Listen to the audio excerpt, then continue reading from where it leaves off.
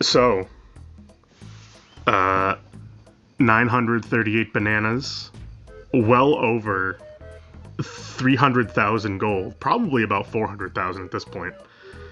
An ending you could put into a Hall of Gaming fame. And I have to say, this game is janky. A lot of the transformations feel underdeveloped. I get motion sickness every 16 seconds. And destroying things really isn't that fun. Oh, sorry, wrong comments. This game controls great. The transformations are fun as hell. Except one. I've never had motion sickness in my life. That's just a flex. And I want to destroy everything in sight. In short, this game has me rock hard. Welcome to MoonFriends.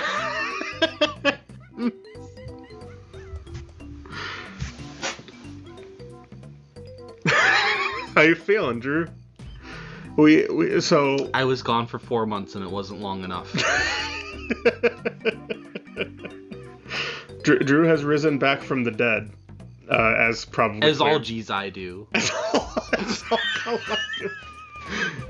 all collective Jesuses do. Did I ever tell you about that? What? Because I had my hair like down to and past my shoulders for a while. Yeah.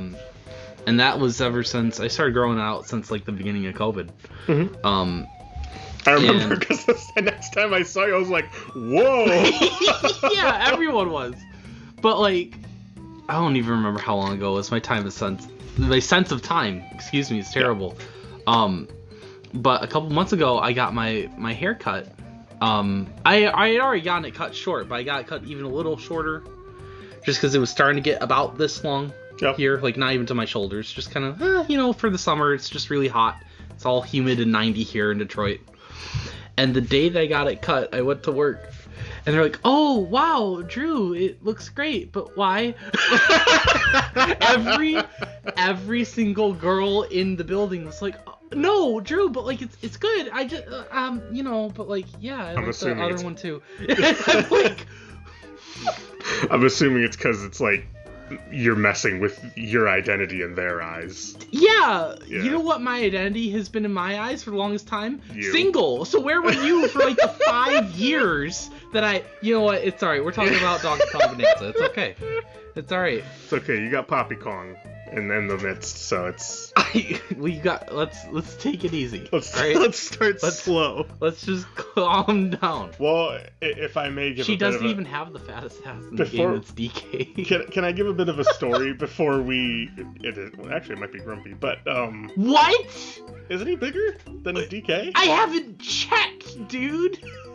Well, to be fair, you're always looking at Donkey Kong. So, but anyways, Hey, no, my hands are up. Hold on. Well, you're the one who said it. But not like that, bro. Not with intent. What were you gonna say about whatever? I wanted to start with a bit of a story. So, obviously, the release date for Donkey Kong Bonanza, July 17th, and July 17th was a trying day for me because I had jury duty.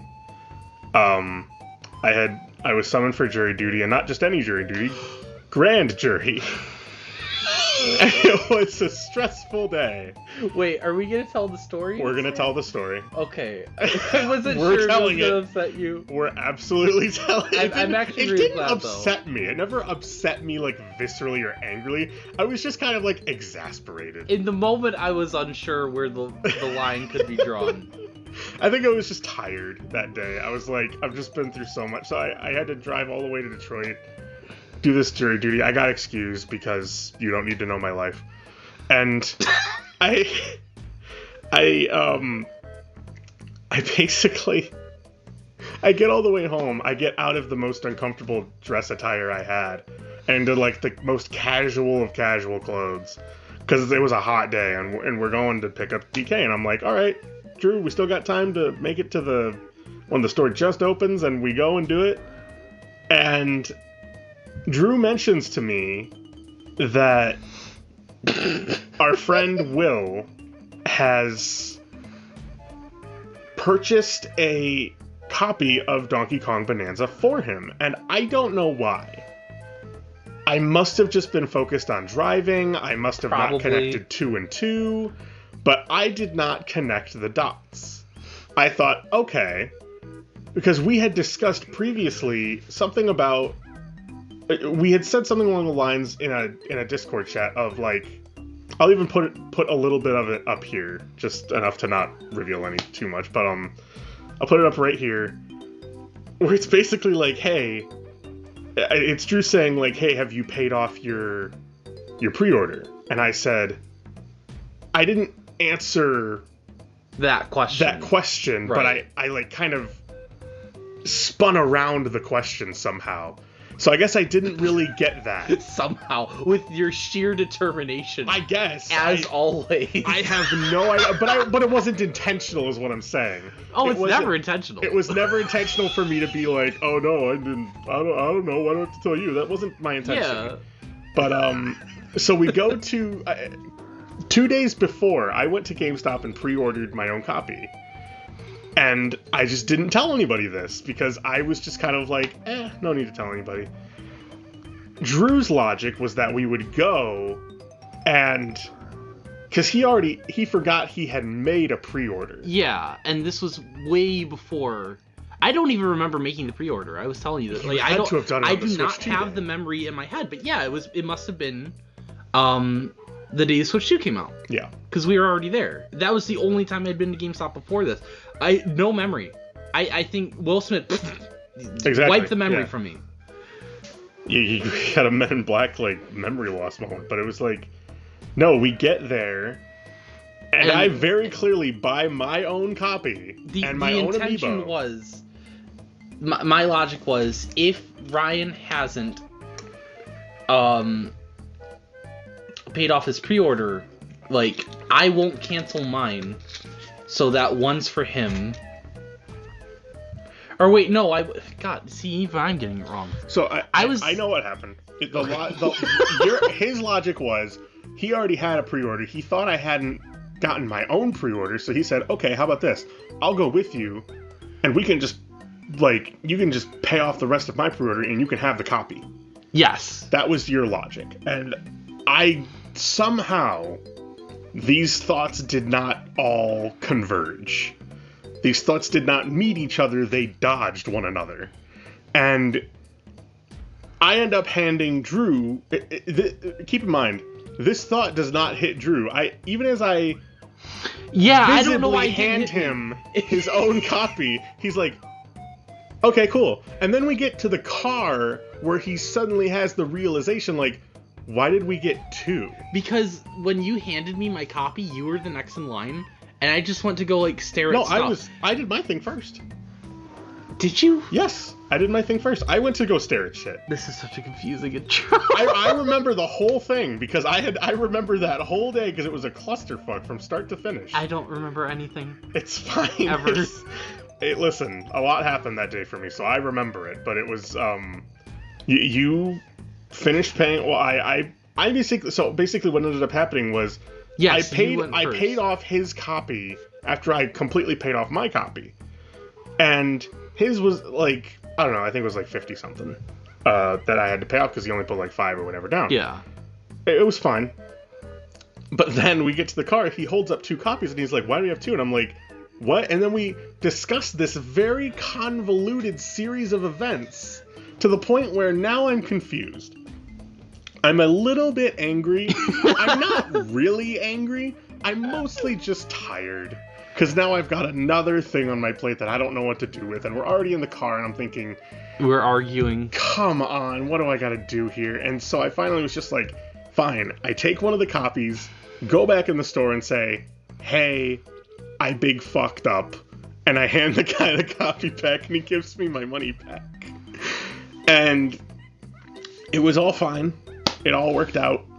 The reason that I didn't realize you got a second copy is I overheard you talking about the Donkey Kong Pauline amiibo. Yes. And I thought you were just getting that because you collect figurines, so I didn't think much about it. Like, yeah, he's already got like a bunch of other amiibo over there, you know, so whatever. Yeah, so it didn't... the long and short of it is, there was just so much in the conversation that wasn't said, that should have been said, that just completely was washed over. Yeah, and you went 2 + 2 = 7, and I went 2 + 2 = the state of Louisiana. we both were wrong in different ways, but like, it wasn't aggravating. It was just a confusing ass day. But I wasn't sure you wanted to bring it up because the entire like 15-minute drive home, I was laughing so hard. You were. My stomach hurt so bad. I couldn't breathe for fucking 5 miles. It was so funny. But when I went home, when you dropped me off, it clicked. Something clicked, and I realized it wasn't just funny. But Will got me a surprise copy. Didn't tell you about that. He did tell me about that. However, I didn't think he said he was thinking about it. He didn't say that he was going to go through with it. Oh, that's even worse. But not at least not for that you, I remember. For you, not for me. Let me make that clear. But I realized, because Will got me that copy because I was having a horrible week at work in my department. And he just drops that on me one day when we're sitting in the break room. I'm like, okay, but like, I don't have enough. Mind, just for the viewers, Drew is someone who does not like gifts for some reason, and that's fine. It's because I don't know how to express my thanks. It's not that I'm not thankful, but like, I feel like you're giving me too much, which is, I have to get that out of my system. The thing is, here's all anyone expects of you, Drew, especially people like me and Will. We just expect you to be you. That's fine. And what that means is we expect you to be grateful, show gratitude. As long as we get those 2 things, we're fine. And I can do those. We know that you do those 2 things. Yeah. So we're like, he'll appreciate this. That's how we think. But so it's whenever it comes to us, don't worry about that. But that's my thing though. That's why I wanted to bring this up. Is I realized how lucky I was that Will just wanted to give me a copy, and through our miscommunication and your confusion of the situation, the implication was you were just gonna buy me. You did just buy me a copy of the game. Just because you never even asked why. Yeah, I thought I was going to pay for the rest of your copy for you to have. Right. That was just what I assumed. Just for like, at least in the moment, like nothing in return. And I realized when I got home, like my 2 best friends, who I hate with seething agony every day of my life, and constantly make fun of the girlfriends they have or the girlfriends they don't have, and they're the 2 most beautiful people in my life. So now I have to make fun of them less. And then I realized, no, I don't. Not at all. In fact, I'll laugh more. Paris! Oh, Paris is down here the whole time? Yeah, I guess. I didn't even notice her. She's been in here for like an hour. Speaking of small things among big people, in this game, we get Pauline. Don't worry. Code yellow, code yellow, code yellow. But now that we have finally told that entire story, I just wanted to clear that up because it was a funny thing that happened that day. But first it was P. Diddy who couldn't beat the allegations, and now it's DK. I have no idea if this mic's good for ASMR. Okay. No, not okay, not okay. No key. So what was he talking about staring at Grumpy Kong's ass for 8 hours uninterrupted with no sound in your room? That's a lot of assumptions you just made. So when I came back and I got home, I was like, okay, maybe, you know what? It's time to fucking unwind. The morning and afternoon now have been stressful.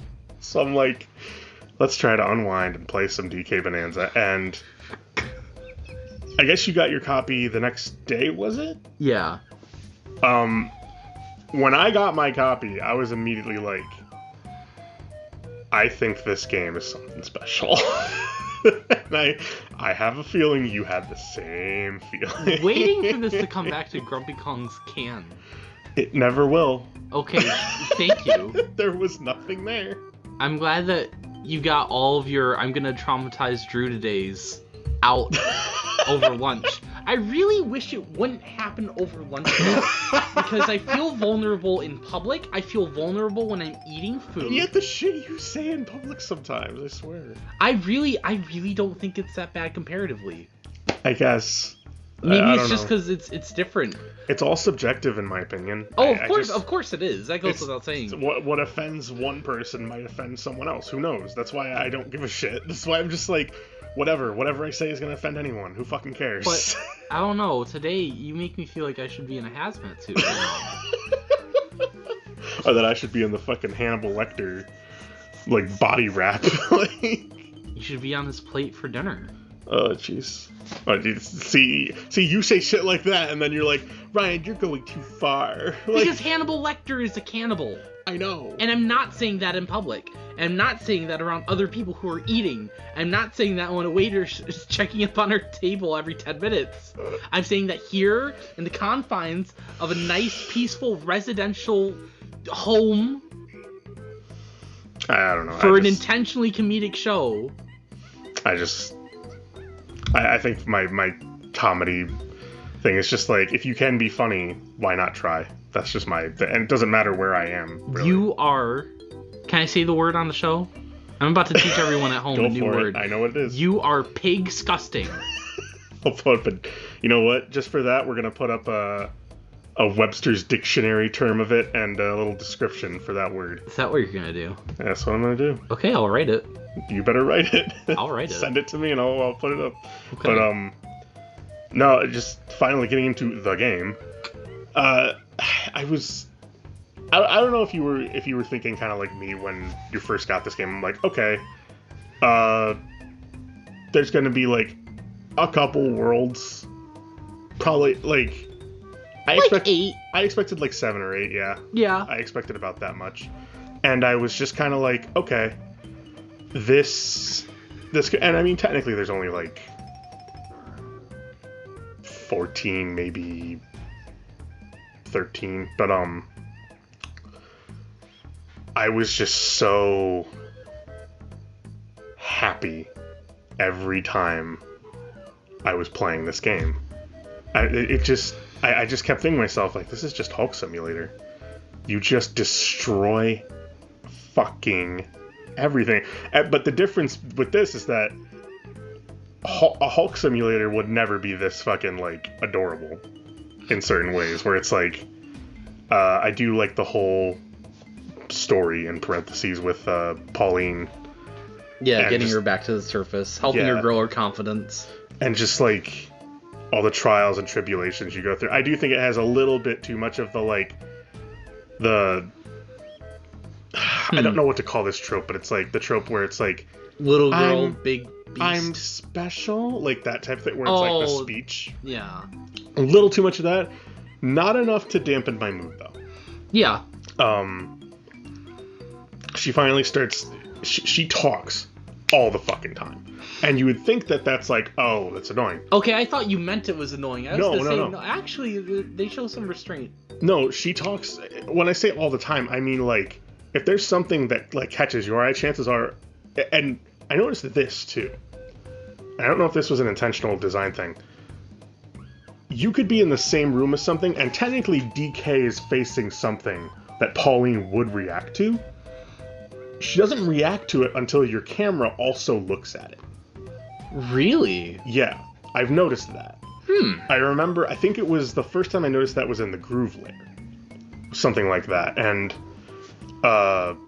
maybe the second time it was in the Groove layer, like when I fixed it. But, like, I remember looking at that and just being like, they really did something with this. And like, because that makes sense. You wouldn't just react to something and not see it. Like, I'm happy with that. But there's just a lot of what DK lacks in character, she more than makes up for it.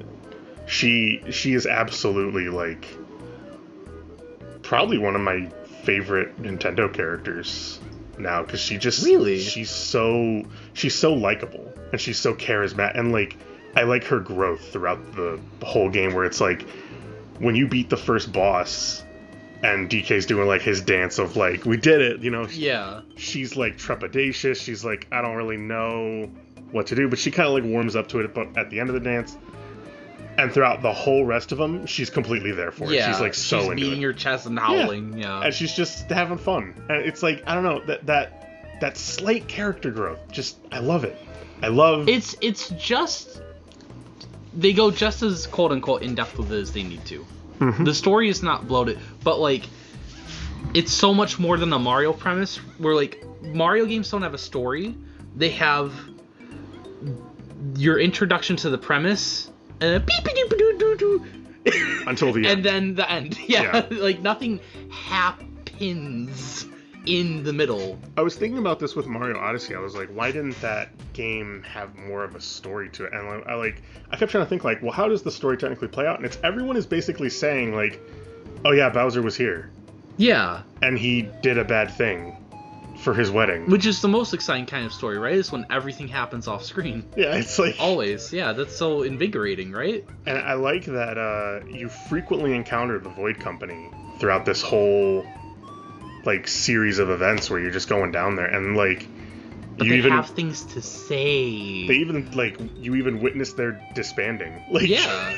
Grumpy like, and Poppy say, like, I'm done with this. Poppy's the first to just be like, this is fucked. Like, fuck this. Like, it's stupid. Like, it's like, alright, cool. Like, and I love that you can, you know, hit them, quote unquote, and they high five. Yeah, like force a high five on him, and Duncan's just like, yeah, right. Like, gets a thumbs up. Like, and Poppy's that's his catchphrase, isn't it? All the way back from the arcade games. Yeah, right. I kidnapped your girlfriend. Yeah, right, Mario. I guess this is gonna be all over the place because I do have a bunch of notes. I just wanted to bring up the story and how I like that, but you can narrow it down more. Well, you were talking about like the attention to detail with stuff with like Pauline. Something that I keep thinking about in this game, I haven't seen anyone else bring this up. I've watched a nice handful of like reviews. Yeah.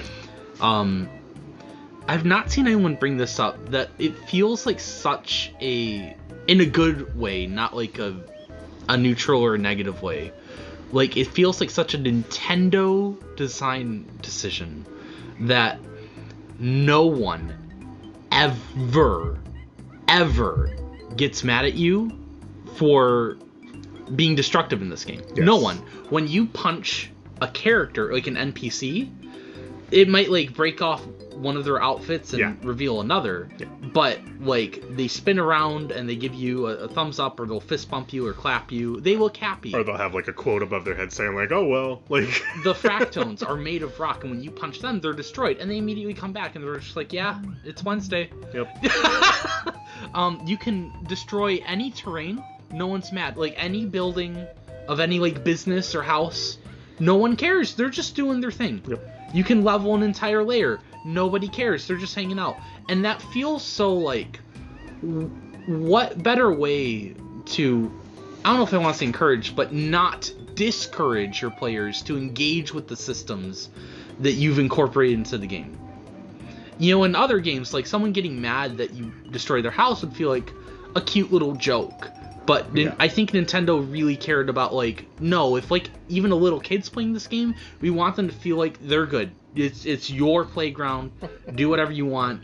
Either way, the good vibes are here. And that's, I don't know, that's so like sweet to me. Yeah. And I feel like that's something a lot of people wouldn't even catch on to, which is fine. It's not something that needs to be noticed, I guess. But it really reminds me that Nintendo is gameplay first. And I feel like a lot of the time that specific phrasing, right, that sentiment is used in a negative light. Like, oh, where are all the options for, like, you know, I can't even adjust, like, the level of the sound effects. Yeah. And, like, in a lot of cases I would agree, but this is one of those cases where it's like, no, that's cool that no one gets mad. Even if that would be the more realistic thing, I like this more.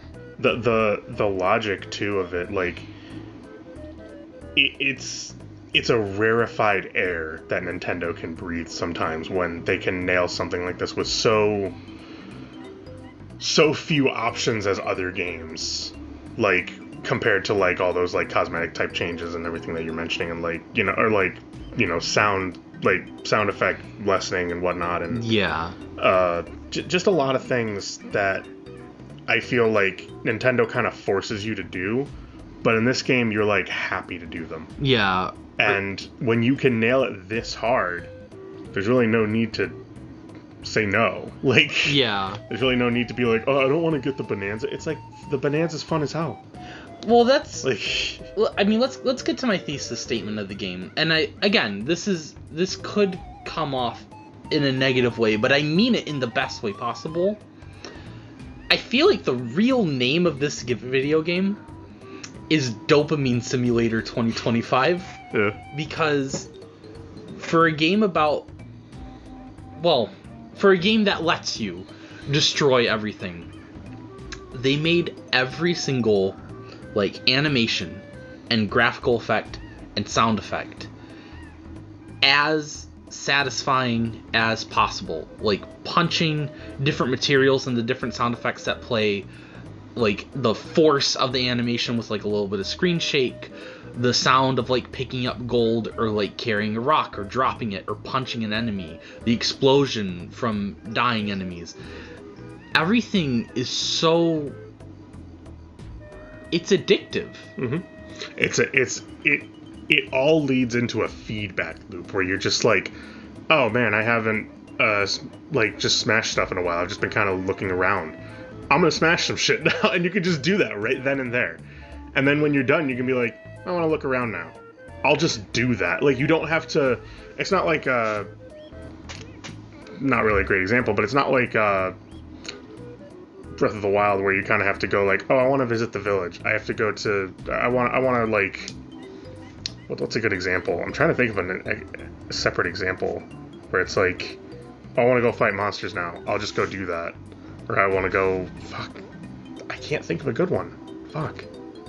I don't know. Here's the most important thing to narrow it down to, though. Everything in the game feels pretty good. Yeah, it feels good in like a sensory way. Yeah, like right? When you're looking at it, you're not thinking, oh, I wish I could do this. I don't really have that thought ever. I think I know what you mean.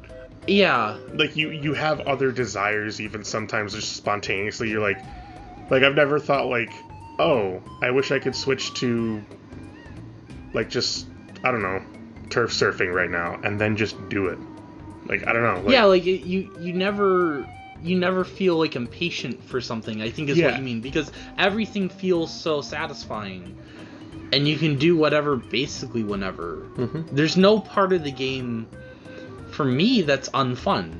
Like just stomping around beating enemies or looking for fossils or doing the like challenge rooms or talking to NPCs, going for Banandium gems, upgrading your skill point. Like everything feels and plays so well. Whereas like I think what you're trying to say is like something tedious in the open world Zeldas would be like, but Breath of the Wild is probably a bad example, but like I don't know, like I'm just thinking like, oh, I'm dedicated to this shrine right now. I have to do this shrine or just leave. I can't commit to one or the other. I don't know. I can't. No, that doesn't make sense either. Fuck. I don't know. I don't know what I'm trying to look for, but I feel like you know what I'm talking about. Kind of. Maybe. Okay, well, something that this wasn't going to be my original point, but like I'm thinking about like when you put together Zonai devices in Tears of the Kingdom, like it feels fine. They made it as simplified as they could, but between the controls and the sound design, it's just like cool. Yeah, it's good, but it's not as like, oh, dude, I can't wait to build a Zonai device. You know what it is? I figured it out. It's rain. Rain in Breath of the Wild. When it's raining, yes, you cannot climb. They never have that moment where they're just like, oh, everything's turned to metal now, you can't smash things. Yeah. They never have that moment where it's like, we have to have you do this thing now. We have to have you do that because that's what we built our game to do. You have total control. You have all the puzzle pieces laid before you. I think in Zelda, I don't mind it too bad because there's a lot of options. Yeah, there's a lot of options. I feel like they're making you explore the systems of the game in exploring your options. Whereas in Bananza, they care more about like do what you want right now. It's not really a game about strategy. It's a game about I don't know if I want to say senseless. It's about like pure joy. You act on impulse for the entire game. Break whatever you want, get whatever you want. Adventure, I think there's two different types of adventure. Adventure is like, oh man, I'm going through this thing and I have to think really cleverly. Or adventure can just be like, I'm just plowing through shit. Yeah. Like, I'm just, I am just endless. If the Zelda games are about triumphing over challenges, Bananza feels like a day in the sandbox. Yeah, really. Like a literal fucking sandbox. Just do what you want, yeah. It's and what's interesting to me is that, like, none of the rewards ever feel like they're not worth it. Yeah. They never, like, I remember in Mario Odyssey when you're like, oh, you have coins, like, you get 9,999 coins and feel like whatever. Like, yeah. And you lose 10 coins, it's like, whatever. In this, when I die and I see that, like, 500 gold is lost out, I wince. And I'm like... yes, I do the same thing. I'm like, damn it. I do the same thing. And I've always had plenty. Yeah. But it feels worse because there's still, I find...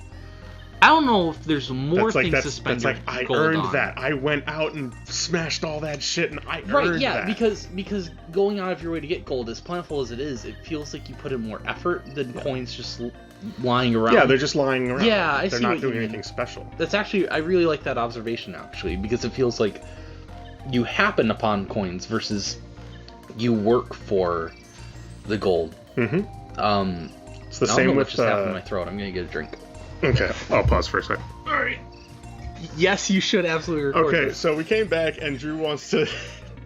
Go on. Because I can never not complain about anything. It's my lifeblood. It's you interesting. Understand? It's interesting. It's what I get up in the morning for. It's what I keep breathing in oxygen for.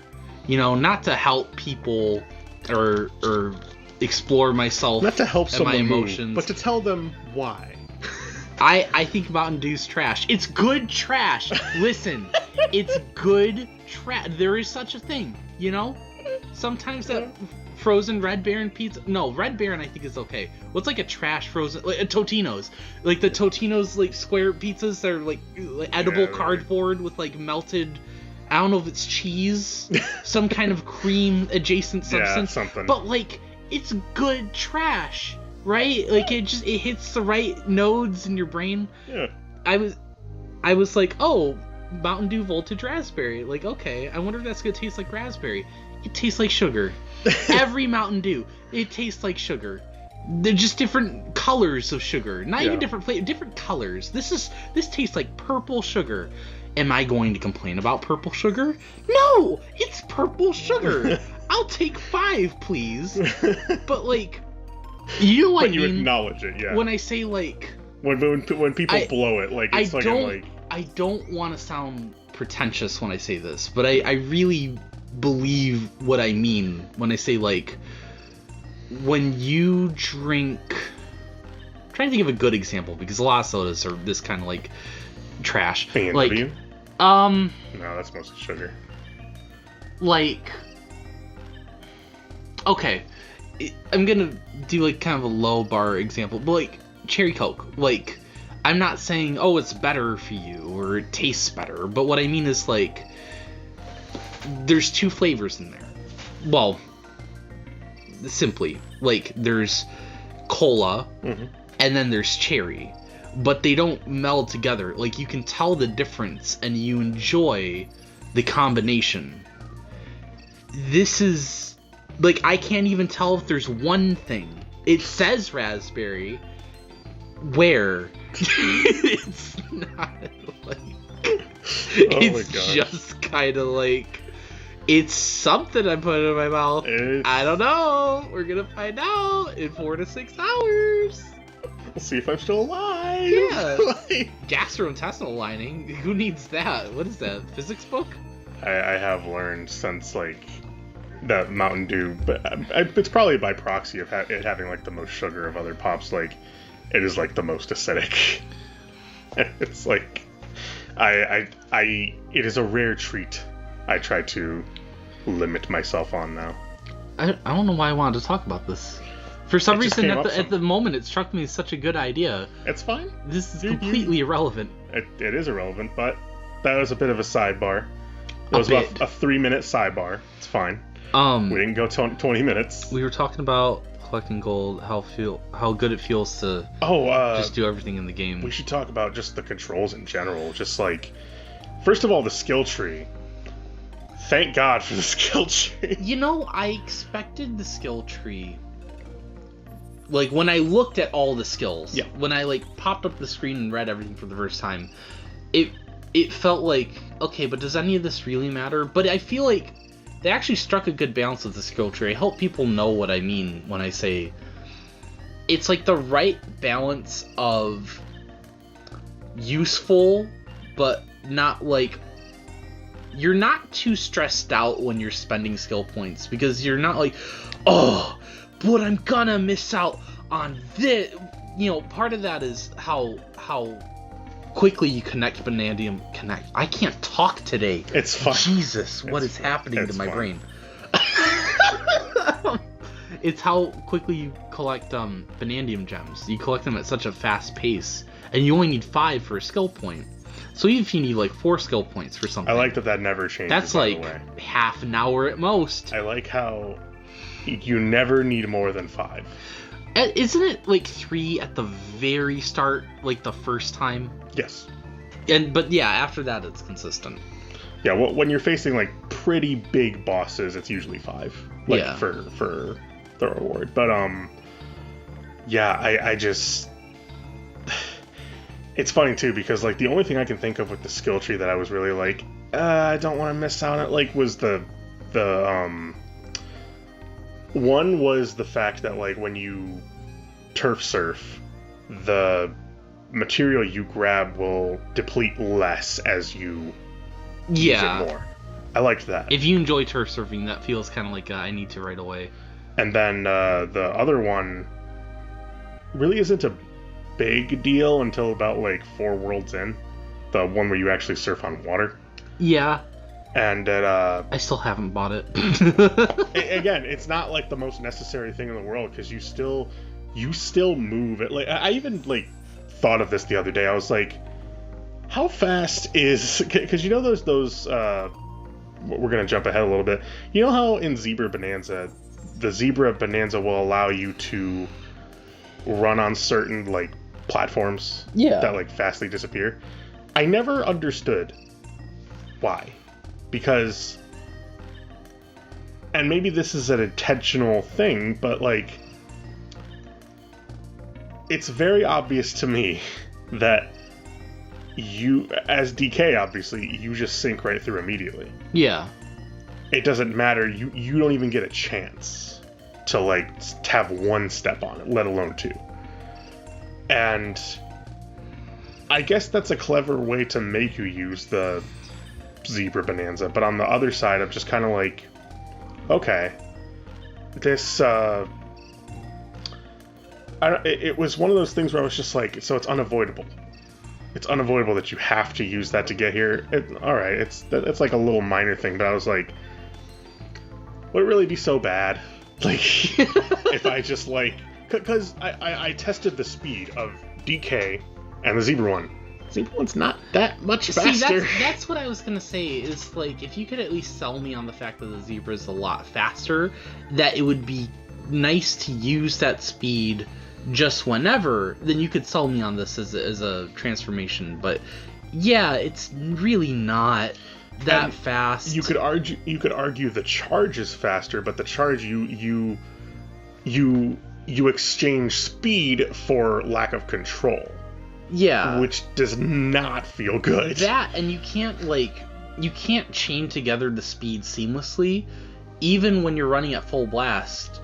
If you want to start charging up another, you have to slow down all over again. It feels horrible. That's like the one thing in the game that I think feels bad. Is charging up speed of Zebra. Not to get into all the Bananza, although I guess we're about to, because we're talking about controls. It's gonna be all over the place, bro. I'm just but I'm just saying, just to get it out there.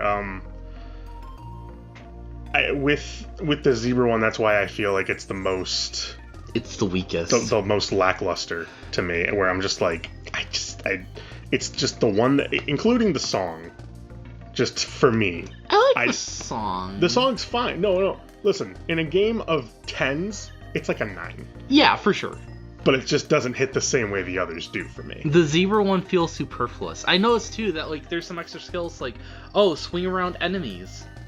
Okay, you could either give that to regular DK or the Kong Bonanza. You never need that. That has nothing to do with the zebra's everything legs, else, right? Yeah. Or running. Yeah. Something, yeah. I expected like they could have done like, oh, run up walls, and it's like faster than climbing. Which is just charging. Yeah. You can just, it's not even, sometimes it's running up walls, sometimes it's just charging. Run on ice without traction, stuff like that. Yeah, that would have definitely been helpful. It's, Every other Bonanza, I think, gets its job done. I do, depending on the time you ask me, I do feel like the Kong Bonanzas, like, break through concrete that you couldn't do otherwise, which, like, that's my thing, is I really like that I'll say the last three, Snake, Ostrich, and Elephant, it's not so much that, like, you're doing things that you absolutely could not do before. It makes stuff easier. Because, like, there's ways to cross long gaps in Bonanza, but Ostrich makes it a lot easier, right? Elephant helps you destroy terrain a lot more quickly. But you can do that as DK. It takes a much shorter amount of time. I really like that kind of thinking. Snake makes platforming easier between slowing down stuff and jumping. Yeah.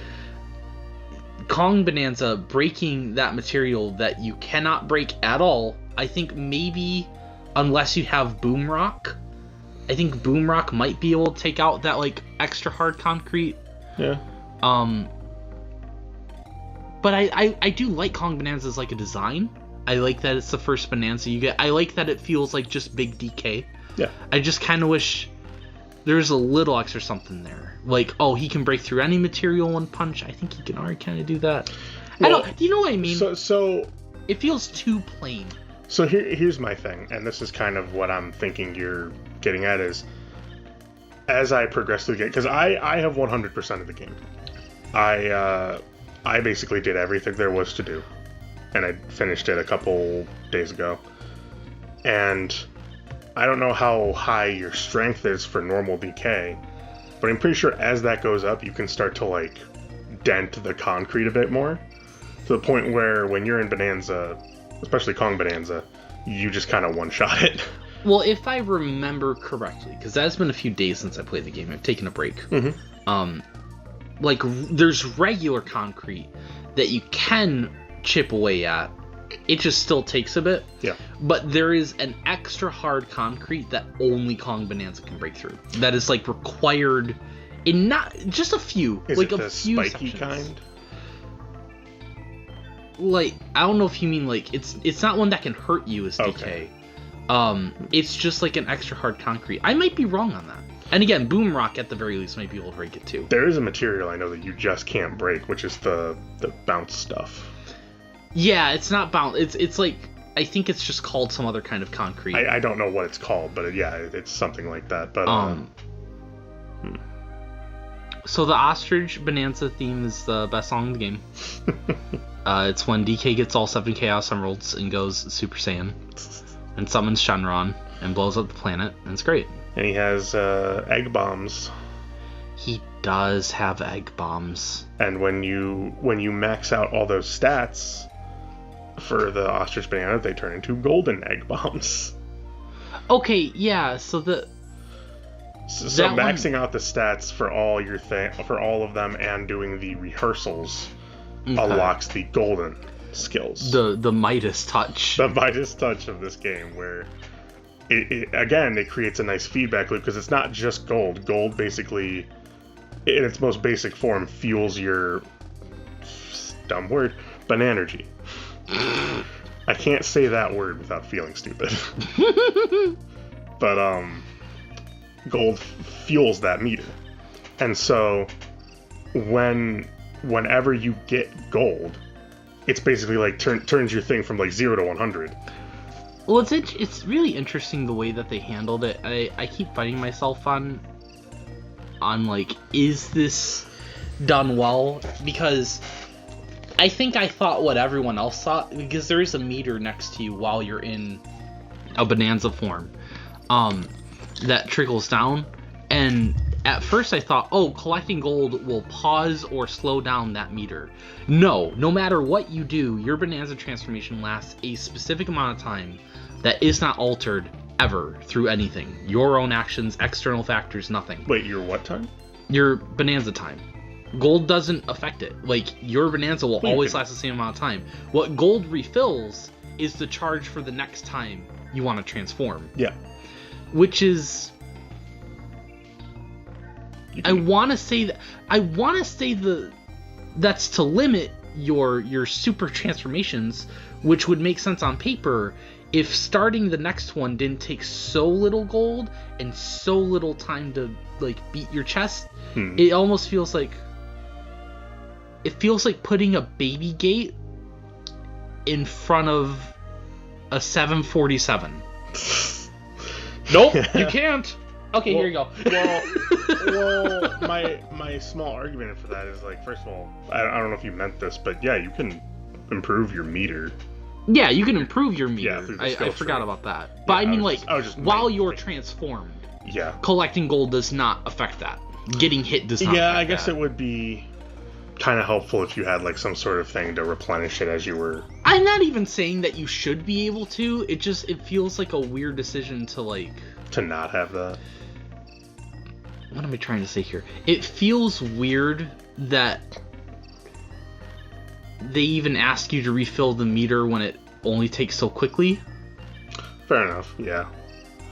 Kind of makes the meter pointless in a sense. It's weird that even when you have a full meter, it feels weird that, like, once you get out of Bananza, there's not like, oh, you have to wait 5 seconds. I'm not even saying there should be. I don't know. Because, like, transforming into Bananzas to cheese the game feels like... I think the reason that they don't put a limit on it is, like, it's that core model of we want the player to do whatever they want whenever they want. So, I like that they don't put a limit on it. I think what I feel is that in any other game with a different design philosophy, it would feel weird. But in this game, it's fine. There shouldn't be a limit because, like, I think just, I don't know, maybe it's something about the UI elements that makes it feel like in any other game, they would limit me more. And I expected that going into Bananza, and then I didn't get that. But I don't need that expectation to be met. No. Everything in the game is as easy as possible to enact. And I like that. Yeah. There's a very nice feedback loop with the skills where you never feel like you're wanting anything outside of what the game is offering. Yeah. You're always well within your, like, okay, if I want this better, I can improve it. I don't want that one. What about this one? Definitely want this one. You want strength, you want better health, you want all these things, you want all the bells and whistles, and it's like... Yeah, that's what I meant, where, like, you're still engaged in the skill tree because you do feel a difference in, like, leveling up certain stats, but you're never stressing about it. A very small touch. I do kind of wish that there wasn't always, like, the moment you get a skill point, it sends you to there. I wish it was just kind of like an optional thing that popped up, like... Yeah. I don't know. So that bumps the game down from Nintendo 6. Again, very small thing. Yeah. Because it's like, oh, I got one skill point, and I'm like near the end of the game. I'm like, what the fuck am I gonna do with one skill point? I haven't listened to the Bananza like pre-release thoughts, except for when we first published it. I listened to it again, but it's been a long time. Because you brought up how rain inhibits you earlier in the Zelda games. And again, I think in those games, it works because in both Breath of the Wild and Tears of the Kingdom, they want you to explore other options, and they want the world to also feel more grounded. So it's like a 2-in-1 combo. Whereas here they care way more about fun, and that's the other thing is it's not just that DK climbs much faster than Link. Because, of course, that's not enough. He has no stamina meter, which really drives the point home that this is how did I describe him? He's like an 18-wheel truck. No, you said as an animal. Oh, I thought you said like a jet or something. Something strong and 747. fast and scary. Yeah.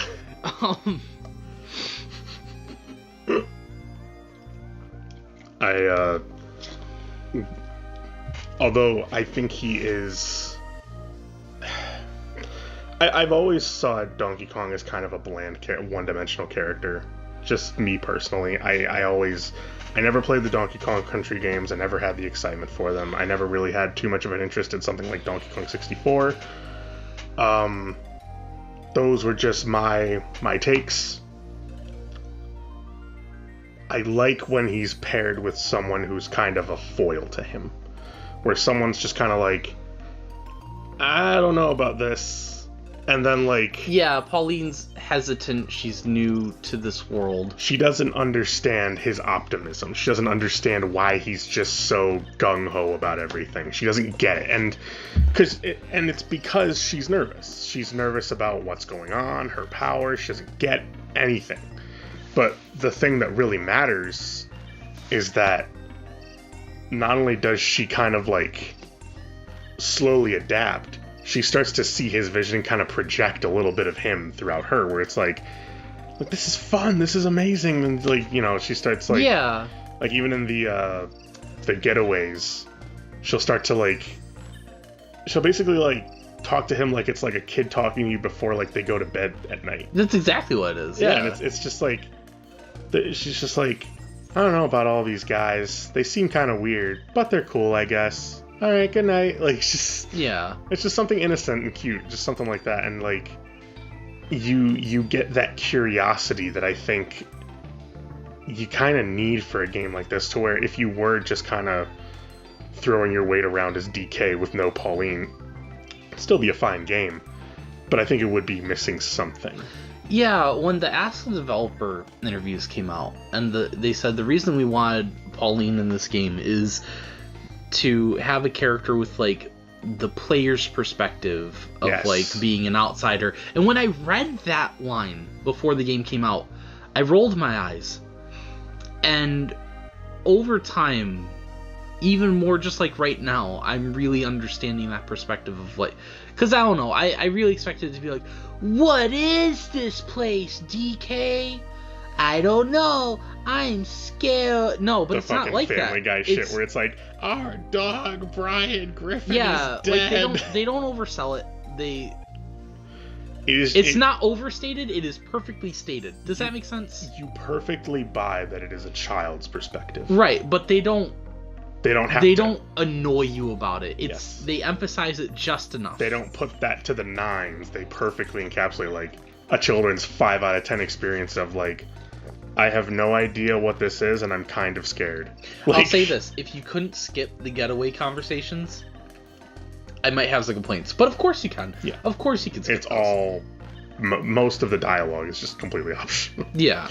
I do like her little feedback whenever you find a chest with something good in it, and she's just like, what a lucky find! Like... Yeah. It's just little thing, and like the idle animations, just more clever touches where she'll like mess with his hair or just start dancing. That's another thing I like about the Bananzas that I didn't really go into, is that as you're a gigantic hulking monster, she's just having the time of her life on fucking DK's shoulder. She's like dancing and singing and shit. And and if you idle long enough, he'll go from like big tough ape to be like, yeah, I'm feeling it. And he'll start like humming to it. He's like, I got this. And then just right back into fucking like destroying shit. I love that about it, where it's just like, yes, this is a hulking monster, but we never take away from the fact that there's joy. There's always something to smile about. That's something I wanted to talk about with the portrayal of DK's character here is, I have no idea if this is at all part of your disinterest in the older games, but for me it plays part of it in that for the Rare era, they went out of their way to portray Donkey Kong as cool. Yeah. Which, like, I see some of the appeal. I think it kind of works. I don't hate it. It definitely worked for the... Him being just kind of a gorilla, like, I can understand why that would be boring, but for me, it just makes more sense. It's not that it never made sense to me. It's that it just like. But in DK64, he goes like, okay, and I'm like, yeah, is that what he sounds like? You know? Well, it's that. I think my problem is that's the philosophy for all the Kongs. It never really feels like it deviates away from like, well, like they're all cool. Here's an example: the DK rap. What's her name? The Tiny Kong. Tiny Kong. Yeah. It's literally just Tiny Kong. Okay, again, shows how much I fucking know.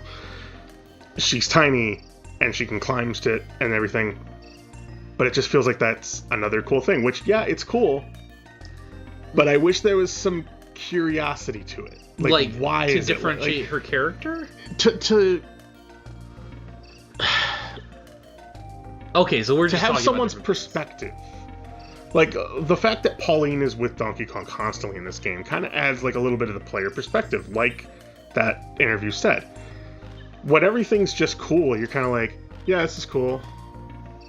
And you have no other perspective, and you're just kind of like, if you don't get that feedback loop of, like, okay, this is challenging. Oh, they've got, like, a scared look on their face. I don't really think they do. If ever have a scared look on their face for a boss. I know what you mean. Like selling what they do through their like expression. Yeah, like, and granted that could also be limitation of the times, but just I never really bought into it. A game has to be more than just cool for me to like it. Like with A Hat in Time, the reason I like that game so much is because Hat Kid is constantly showing her face. Like, you can see when she's nervous, she's looking around. You can see when she's happy, she's dancing or something like that. A character that's not just one-dimensional. Sometimes that works for something like Kirby. Kirby's just endless positivity, but he's also kind of a buffoon. That works for that character. With Donkey Kong, and you have this rapping monkey and stuff, I'm like, why does he rap? I'm like, Diddy Kong. Yeah. And like, all the other Kongs, I'm just kind of like, they all just seem like they kind of have the same thing going on. You know, that's not even what I was talking about, but both what I meant and what you mean kind of combine into what I like about Donkey Kong in this game. Because I was going to say he's one-dimensional in a character motivation way. Like, he's explicitly one-dimensional. Yes. In that meaning of the phrase. He just wants bananas. Even after he gets 1 million, it's not enough. In the motivation sense, he's one-dimensional. But yeah, you mean in terms of expression. And I don't know. He's got some of the best animation I think I've seen in a fucking Nintendo game. Oh yeah, in this game it's phenomenal. Like I love when you just spin the controller around, and like games do this where like I think it was Pokemon Sword and Shield, where if you just spin the you twirl and do like the hero's pose or whatever, the champion's pose. But in this, if you just do it, she just starts fucking running on him like in a circle, and it's just, I don't know, it's just something cute. And like if you use the camera and just zoom in, DK has the biggest smile on his face. He's so happy. And it's like, yeah, be happy. This is fucking amazing. Like, this is like, I don't know. That's what I wanted to bring up. It's like, I'm not entirely opposed to like the cool kind of character for DK. I would have liked to see that DK with some more added to it. Hey. So, but here, I was going to compare him to Kirby. I feel like he's Kirby if Kirby was a gorilla. Yeah. Like a super-powered gorilla, which I just find that more appealing than Kirby. Kirby's like, yeah, I'm a little happy blob. No, I think maybe it's just because I love animals so much. Maybe, rather than just like, I'm a pink ball. I like Kirby, he's cute, but like, I feel like animals are cool. He's more this is gonna sound so fucking stupid, but like he's more abstract of a concept in terms of like, what is he? He's a thing that can inhale anything, but he's just like a little guy. Whereas because DK is a gorilla, he's not clearly defined. Yeah, he is. Kirby's defined in terms of personality, Well, yeah, and but motivation. But you can look. Anyone like, can in look terms at of him and visual just be design. like, "Oh, he's a ball." Yeah, Like Kirby isn't made to look like a specific animal because it's cute. He's made up of spheres and ovals because those are shapes we attribute to cuteness. Do you understand what I mean? Yeah. Whereas a gorilla, like, I feel more human connection towards animals than like perfectly curated character design based around shapes and I don't colors. think that's just human instinct, though. I think that's just natural instinct because, and I wanted to get back to this. Of course, my wrestling knowledge peeked through again. Something that I think of in terms of like wrestling with this is gimmicks. Being cool is a gimmick. In wrestling, there is often a roof to a gimmick. There comes a point when you either break through that roof or you don't. DK had to break through that roof. He can't just be cool. Yeah. You can't, like, listen, Undertaker's a great gimmick. Digging holes, burying wrestlers alive or whatever. Where do you go? He went through an entire character evolution. He got rid of the whole Undertaker thing. He was still called Undertaker, but he had a biker persona. He was called the American Badass. And it was a whole character change. And we got to see a new side of him. And this is kind of what I'm feeling with Donkey Kong in this game, where it's like, we get to kind of see like his more caring side, like right off the bat when he meets Oddrock. And it ends up being Pauline. He's just, at first he's kind of just like, oh, this rock talks? Like, what is that? I'm just investigating. Then he just kind of sees like the rock quivering, and he's like offering his hand out, and he's like, oh, well, what do I do? Oh, I'll sing. Yeah. And he's like, it's like him showing that he not only cares for the rock or this weird creature, but he's invested. It shows motivation. Yeah, and I really like too that like what that scene shows is that like he acts on emotional impulse, but he's still self-aware. Yeah. That he won't let himself go too far. But like he wouldn't have never just smashed the rock. He never stops acting on impulse. Yeah. Because that's innately what this form of Donkey Kong is. You're even encouraged, uninhibited seeking out joy, you know? Sorry to cut you off, but just one thing I wanted to say was like you're even encouraged to act on impulse with, like I said, punching the clothes off certain NPCs, or exactly. punching, like I said, Poppy Kong to give her a high five. Like, that's impulse. Yeah. That's not a planned thing. That's not like, oh, this is a Pokemon game and we're having our one of 5 cutscenes they rendered and we high five. Man, we're friends. Fuck you. No. I did that shit. I made that fucking moment happen. That's what makes it special. What you mean, yeah. But yeah, it's just what I mean. And I'm not just trying to shut Pokemon. There's a lot of games that do that, where it's like, oh, forced friendship, and it's which like it can work, but in this game you feel it. You feel it because you're part of it. Yeah. You trigger that. You made that happen. That's really weird that you pointed that out, because what I said earlier about all of that, like the game not discouraging you, and you pointing out that kind of works on both like layers, like you as the player and you as DK, because like why would anything stop DK? He's unstoppable. Why would anything bring DK's mood down? Who's gonna stop him? Yeah. So that it works in like a diegetic way and a like real life playing a video game way is kind of messing me up right now. Gaster's a part of this. Even when the part that happens that we'll get to, kind of a reveal part happens, even when he's looking down like, oh, I know that guy, you still don't get the sense that he's any different. He's still like, let's go. He like, still feels I like want to do this DK. now. I'm feeling buff. Like, I'm feeling good. Like, it never feels like it takes away from his character.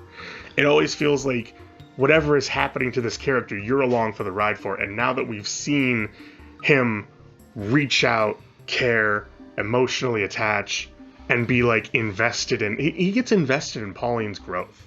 Yeah. Where he's dancing with her and everything, and like he's just having fun with her. He's basically the ultimate, like, I don't want to say ultimate, but like he's basically babysitting her, and it's just like he's just having a fucking time of his life. And it's like he could not be happier, and that's what I really like about it, where it's just like there is nothing that slows him down, to the point where even if she's sad, he's happy, because he's like, oh well, we'll get through this. Like it's He gets petrified, literally. Yeah. Turned to like odd rock style stone. She breaks him free, and he goes right back to being like, "Hey, what's up?"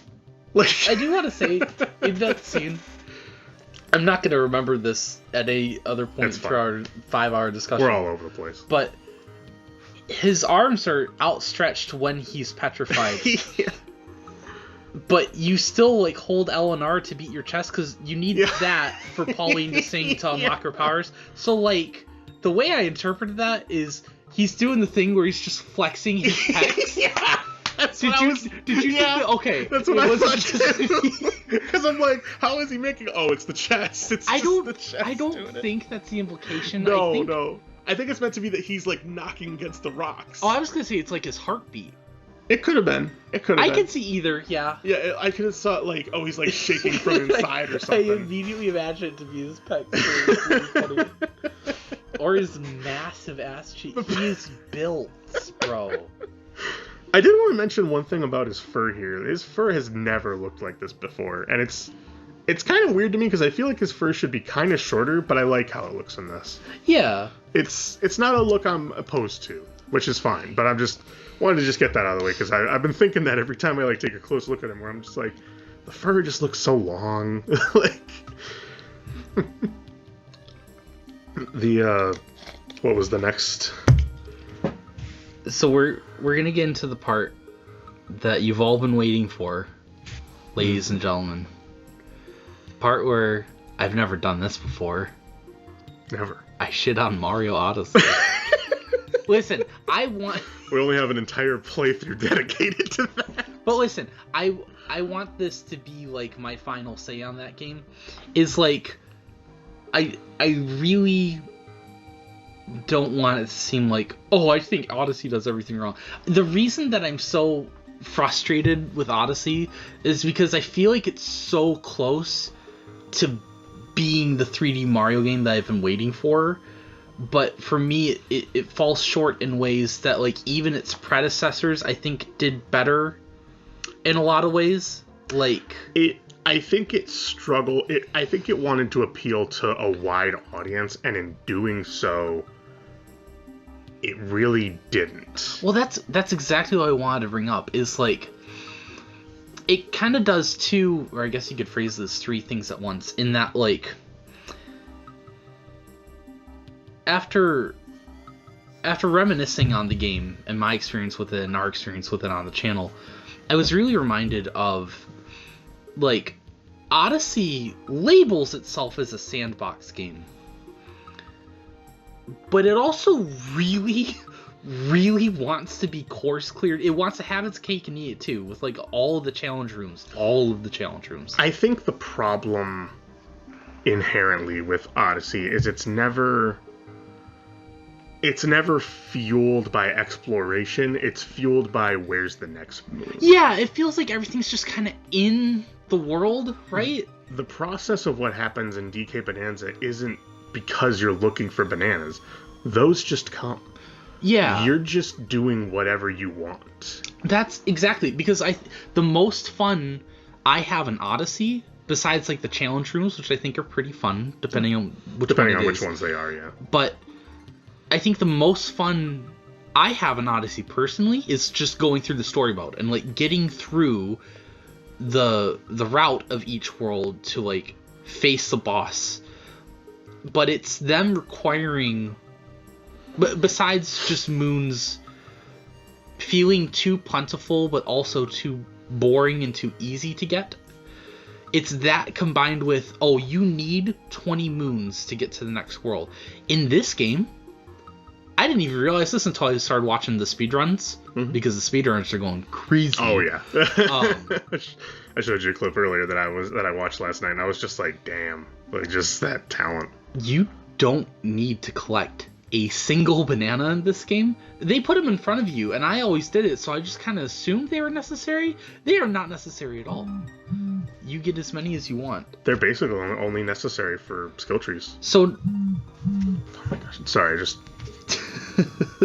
turned my phone to that. Okay. You're getting alerts about power moons. go ground pound that green spot in the sand, get 4 seeds, and watch them grow in real time. Again, another thing with Odyssey that we talked about was coins and gold. And again, gold isn't like the biggest thing in the world, but it does matter. And it matters in a sense like... It's not just that it matters, too. It's that it feels good to attain. Yeah. And it never stops feeling good to attain. It's the perfect combo. Like, another thing, too, that I liked about... Bananza is they realized that you want all the gold, so they made a button where you literally just collect all the nearby gold. Oh, right, the hand slap. I thought that was a really interesting not incorporation. That was a really interesting way to incorporate the hand slap, like a interesting gameplay mechanic justification. Yeah. Hey, sure, why not? Like, it doesn't make sense, but it's purely from a gameplay design perspective. It's so satisfying. I'm really glad they put it in. Oh yeah, I like that you can use it midair too. Yes, that's too. It's where very they said helpful. I remember they said in the direct, like, almost as if people were worried about the logic of this, like, oh yeah, you can clap with your feet too. Because you're DK. Oh yeah, when you're climbing on the ceiling, yes. So like, yeah, that can be the argument of like, if you got your hands full with like a turf surf, you can just do it that way. But like, there's so much that they factored in. Yeah. It's almost unreal, like just how much they thought about it. My biggest fear with Bananza was like, it's going to just feel like an Odyssey 2, and it doesn't. They really improved on the formula for me. What were some of the other things I was thinking? Like, okay, there's no Moon Cube equivalent. You can, as far as I know, because I haven't explored postgame as much as you have, but like, for the most part, you can 100% or close to 100% an area the first time you show up there if you want. Like, you don't really go back in the postgame for like a whole lot for the most part. I would say like the rehearsals are the big exception, and there might be a couple outlying banana gems that I'm thinking of, but my main point here is there's no Moon Cube equivalent. You're not going back to just like completely double the amount of power moons that you couldn't get before, because when Odyssey's worlds are already really struggling to keep my attention, the last thing you want to do is have to go through them again. To go through them again. Yeah. And I know people will say stuff like, well, don't do it. But like... But it's a game. I have to avoid something to feel more invested, and I feel like another counter-argument to that would be like, oh, well, then the game's not for you. But I'm enjoying the rest of the game. Yeah, like... I enjoyed these worlds enough, like the first time I went through. That's such a cop-out to say, because, like, of course there's going to be things that we all don't like about games, but, like, the answer isn't don't play it. The answer is, it's time to look at the design and fix it. Like, your answer to everything can't just be it's subjective, because that's a given. Certain types of games, just in general, if you don't like them from the get-go, fine. That's fine. But, like, don't buy them and expect them to have everything you want. Right, but that's why I'm so frustrated with Odyssey, is because there is a lot that I like about Odyssey. Well, and I think you would agree, one of the biggest problems with Odyssey for you was captures. Right, because every time you get a new capture, you immediately forfeit all the controls. Right, like what I like about Mario power-ups, like Elephant Mario, Fire Mario, Bubble, Cloud, is that you are adding to Mario's moveset. And I like Mario's moveset. It's interesting that you've got this like whole kit of athletic jumps and maneuvers. That is a cool kind of character for a platformer. So yeah, I want to just be a wiggler and stretch. Yep, that's all I want to do right now. Yeah. And like, that will definitely scratch some people's itch. I think like it goes back into that curiosity I mentioned before. The only difference is, again, you forfeit what you know for the unknown, but you want to go back to that unknown, right? Or you want to go back to that known, really. like, I'm not gonna say that captures are bad. Like, I feel like they're a fine gimmick, but it's a one and done deal. It's not. It doesn't play to Mario's strengths in the typical sense. Whereas Bananzas are like, again, I can't argue that they're objectively better, but like I have always liked power-ups making me feel stronger, and that means adding onto what I do rather than replacing it. Hey Drew, let me ask you a pop quiz. Answer yes or no for the following. As a Wiggler in Mario Odyssey, can you jump?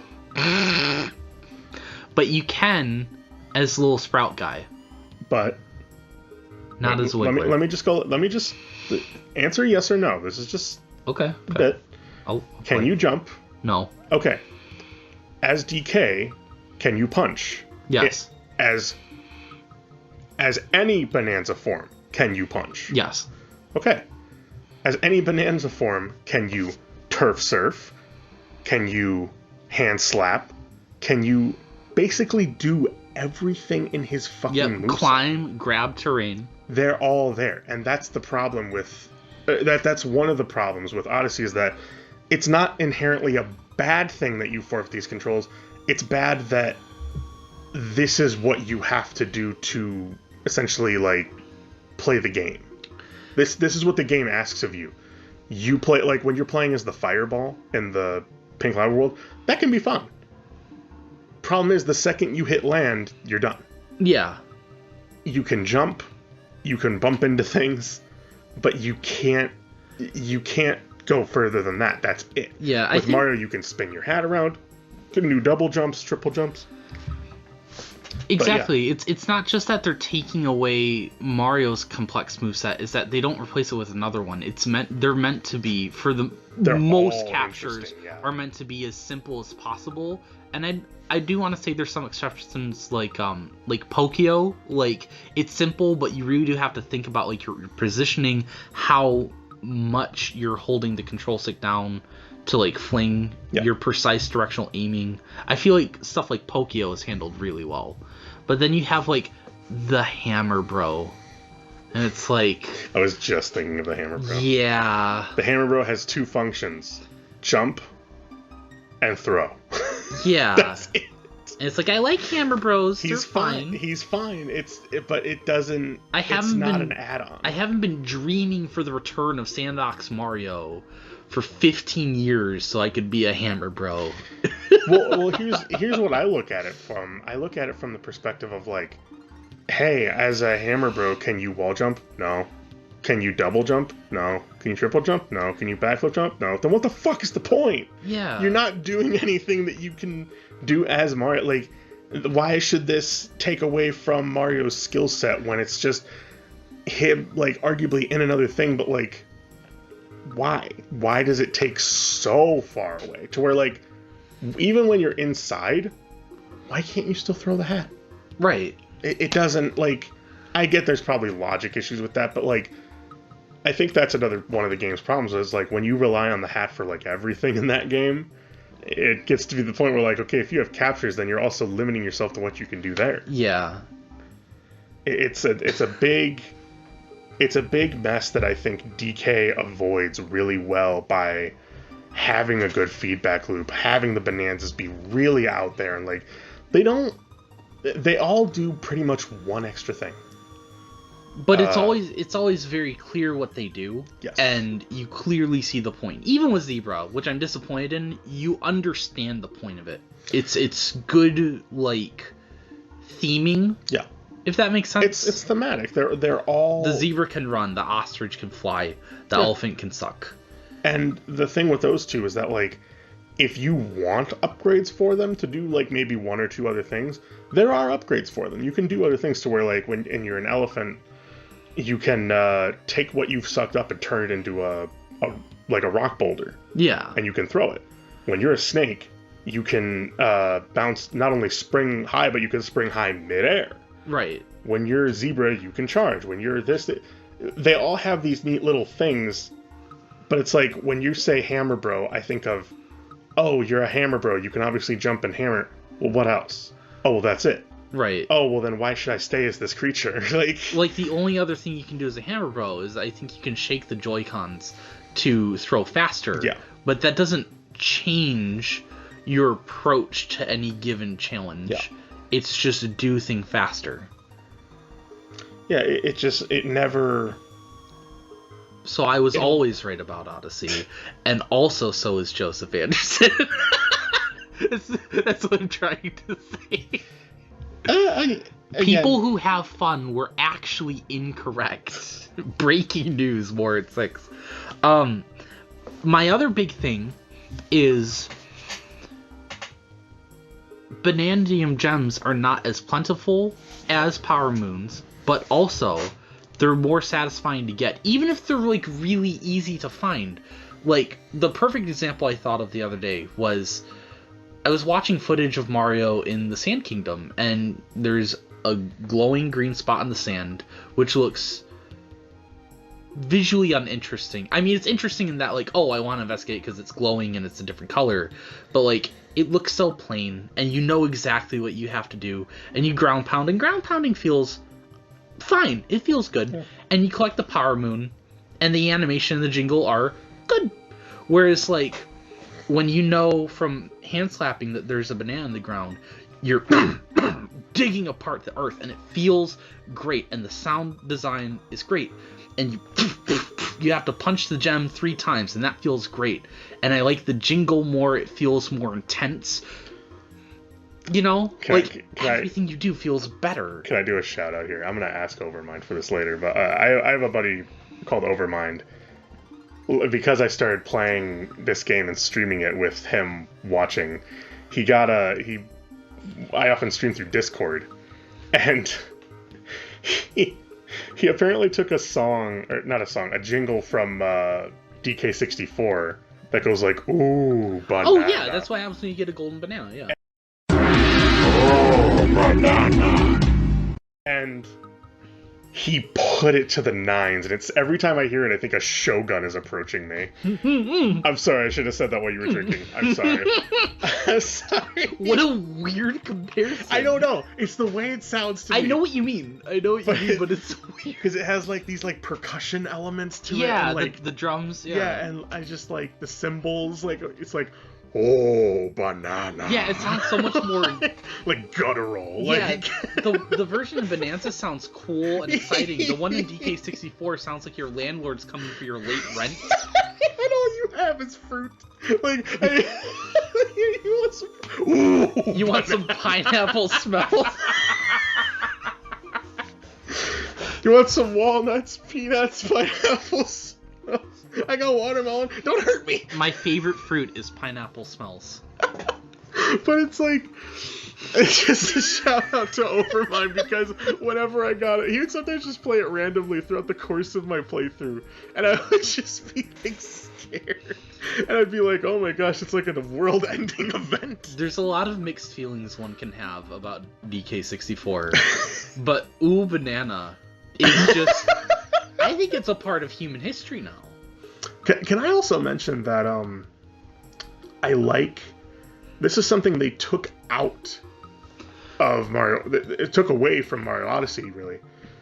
When you get a collectible like that, a moon, banana, whatever, in DK Bananza, you stay transformed. In Mario Odyssey, you don't. You pop out of the enemy as Mario, and you're like, oh yeah. Oh, for the animation. Yes, yeah. That's right. And in DK Bananza, it shows you and Pauline, like when you're the snake, and he'll do like a weird pose with his back. Yeah. She'll also do a pose like pretend scary, and I think that's great. Like they all have their own like. So if you wanted to see one or the other, you could just switch really quick and just be like, oh, let's do that. Like, it's so weird that Bananza is. It's the best case scenario for a sequel that I never wanted. Yeah. From one of, to me, the most disappointing Nintendo products. Again, not because it's literally 0 out of 10, but because for what it gets right, what it gets wrong disappoints me more. Yeah. Like, you know when like a potential, but like when a 5 out of 10 makes you more upset than a 0 out of 10. Yeah. Because at least it held your attention first. Well, the problem with that is, like, you can just disregard a 0 out of 10. Exactly. You can disregard a 1 But the 5 out of 10, like, I had so much fun on my first playthrough of Odyssey. I really, really did. And then you go back to it and you're just not feeling it. And, like, see, whereas, like, Breath of the Wild and Tears of the Kingdom, like, I have so many mixed feelings on those games. But listen, man, for the 100 hours I was locked into both, I really, really was. I see those games as more like, this kind of game maybe just isn't for me. Like, I'm not... Yeah. I struggle to stay invested in open world. They're not about platforming. They're not about all the ways that you can traverse the world. They're a lot about strategy. They're a lot about enemies and how you deal with combat. There's a lot of that. But, like, in DK, you just fucking run your fists. Like, well, that's what I wanted to get into is, like, I said Odyssey sometimes feels like it's trying to be 3 things. And what I meant by that was, I think it's trying to be a course clear, and when it does that, it's okay. And it's trying to be a sandbox first and foremost. I think it does that rather poorly compared to 64 and Sunshine. Yeah. But the third thing it's trying to be is a dopamine simulator. But the hits feel weak. You know what I mean? Again, like, collecting a Power Moon feels fine. Captures feel fine, but and, like, a lot of the stuff you do to get Power Moons, again, like walking a dog, grabbing seeds and watching them grow, herding sheep, it's like, it's fine, but it's not worthy of what you would say, like, oh, I get a collectible for this. Right. Like, it doesn't feel Mario, and even trying to accept it as its own thing, it doesn't feel satisfying to me. No. Whereas Donkey Kong Bonanza, I had an epiphany. I had, like, it's outside looking in moment, because I was reading a comment on some site, I don't remember what, like Nintendo Life or 4chan or YouTube or something, and someone was like, I really don't like Donkey Kong Bonanza, it's not for me, and I really hope that Donkey Kong Country doesn't die as a series. And my first thought reading that was, no, of course it's not going to die, we'll get a new one in like 3 years, it's fine, shut up. But then I was thinking, like, well, okay, but, like, what's the context of their disappointment? And it's that I don't even know if this is contentious or not. I have no idea. To me, this is really not like a 3D platformer, because you really don't, like, go through platforming gauntlets much. Again, I don't know if that's, like, really contentious or not, but, like, what would you think, just off the top of your head? What would you call it? Because I have something. Dopamine simulator. I call it a 3D beat 'em up. Because it's a beat 'em up in the sense that you beat shit up, you get reward, you move on. Not in, like, the historical sense of beat 'em up, but not at all. In, but like, a very face value way. Yeah. Like a 3D destruction simulator.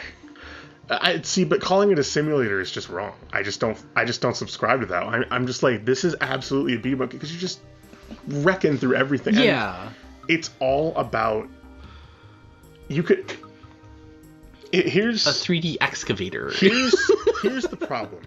People often narrow punches and shit to combat. It can. But it doesn't have to be. Right. This is a combat game.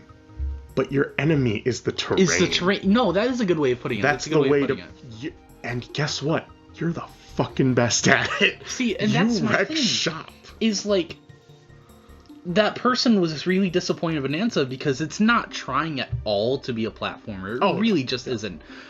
But then I asked myself, like, I almost felt kind of dirty when I realized I'm really enjoying this, but it's not the platformer from Nintendo I've been waiting years for. Yeah. But then I realized it kind of doesn't matter. Like, I'll still always want that game, but if I know this game isn't really even trying to be, I feel like Odyssey,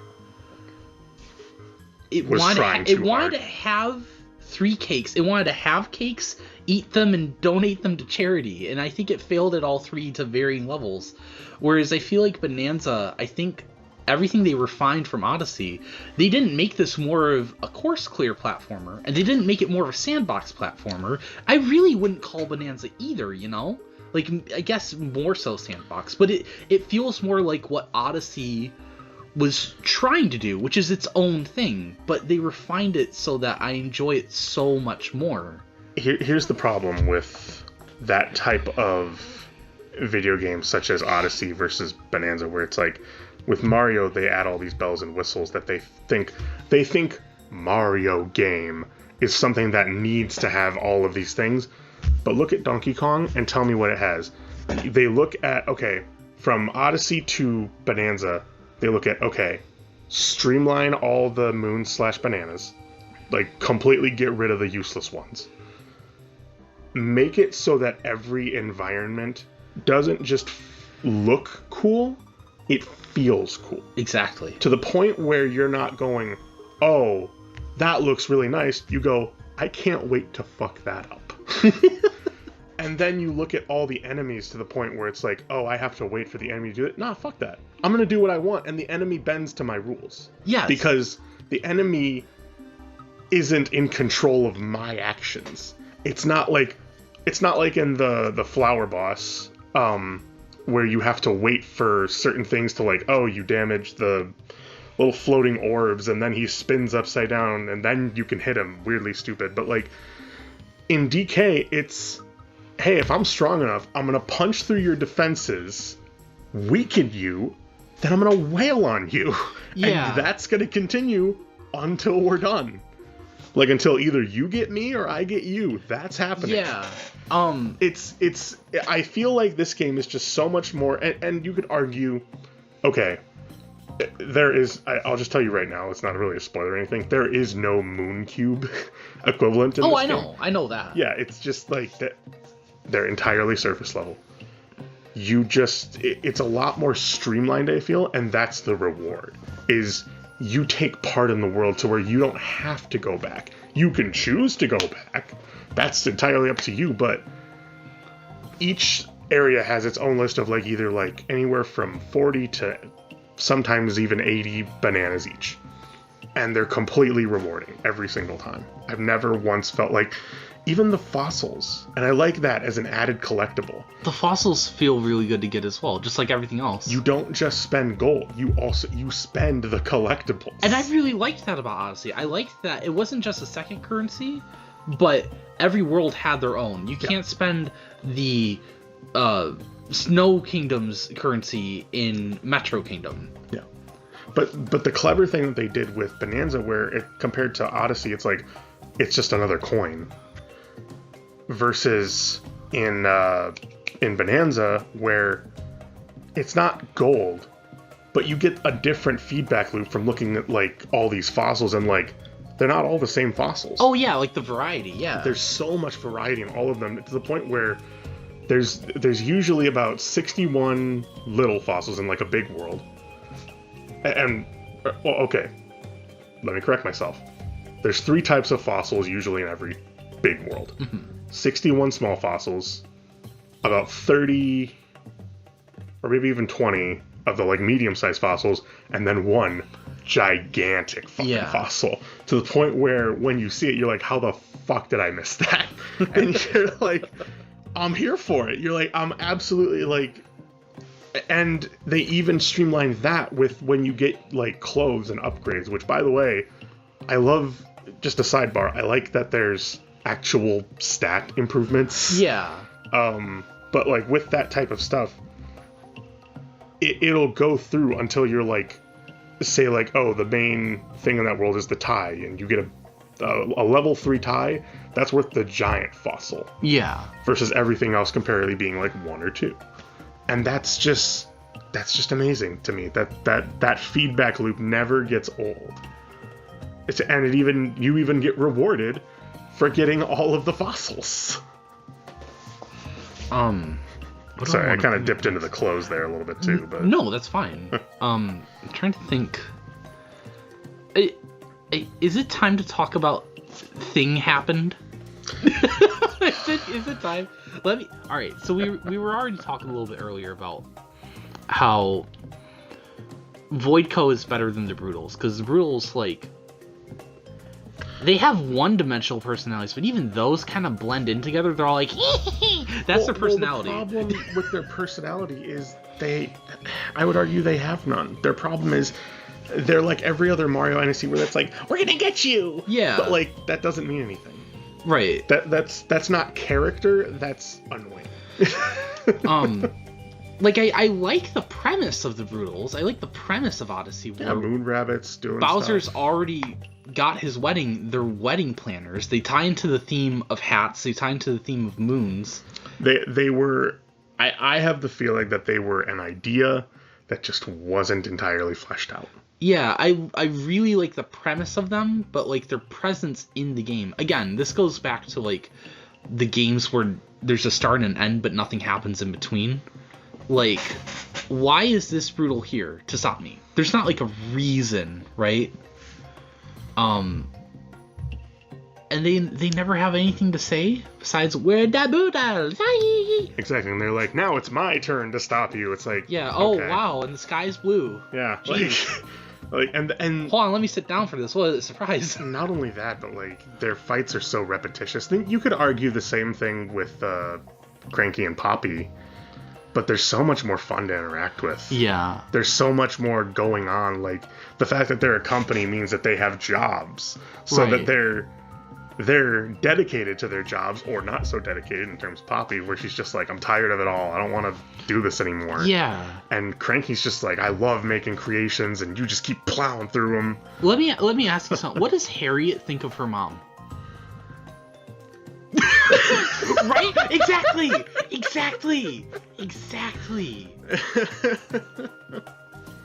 It's I don't know. It's the type of thing where you just go. And I can absolutely see that being a Miyamoto thing, where he's just like, oh, you don't need a story. You don't need one, but it doesn't hurt to have emotion. Exactly. It doesn't hurt to have, like, emotion of, like, I'm tired of it all, or I want to do this, or let's do this. Like, Exactly. I would argue that you need a story. You need something happening at all times, but it can be simple. But you do need one. You don't need one to have fun with the video game systems, but you need one to care about what's going on in a diegetic way. And I feel like right now when I said the word diegetic, Miyamoto's face just got pale and he excused himself to the bathroom to have some anxiety. Go put 10 ounces of makeup on his face. That's not quite where I was going, but whatever. Maybe it's a coping mechanism for his nervous breakdowns. Whereas like story in Paper Mario? No. Oh, don't get me started on Paper Mario. I know. But that what I'm saying is that's how I feel about his philosophy, where it's just like he's like story and no, it's like times are changing. I do want to say, in a game where, in a meta way, it feels like Void Kong plays second banana. I think Void Kong plays his role perfectly. Oh, yeah. He's the stupid little gremlin that is gonna do everything he can to fuck everyone else over because he cares about greed and himself and nothing else. And then he gets his comeuppance. The thing I like about that too is that the game kind of just slowly doles this information out as you like whenever they have like the loading screen pop up. They'll just occasionally have just lore right there where it's just like they had one of him like as like a low level worker. Yes, like, I love that one. Yes, and he's just like, oh, he wanted to start his own company. Like, that's great. Yeah, that's or like great. Cranky Kong, not Cranky. He turned his luck around. Grumpy Kong, like building a machine, or Poppy Kong like bored at her desk with paperwork. It's so cute. Oh, I love the illustrations. I love the illustration of Cranky Kong when he's watering the flower. He's just like, oh, he loves plants. Yes. Yeah, he just wait, Cranky or Grumpy? Grumpy, I'm sorry. Grumpy. I just did it too. It's fine. Yeah, I'm sorry. They're synonyms. Yeah, I don't know. One is very close, but like, oh, dude, Cranky. I did not realize this until my boys over at DK Vine, Heil, pointed this out to me. Heil, Papa bless. Yep. Cranky Kong, like Donkey Kong is smashing through all the terrain to get through the world. Cranky's going through with a shovel, Like, just a shovel. I never even noticed after like 20 hours. Yep. And when I saw him the next time I played the game after I heard that, I was like, oh my god. It's so perfectly in character.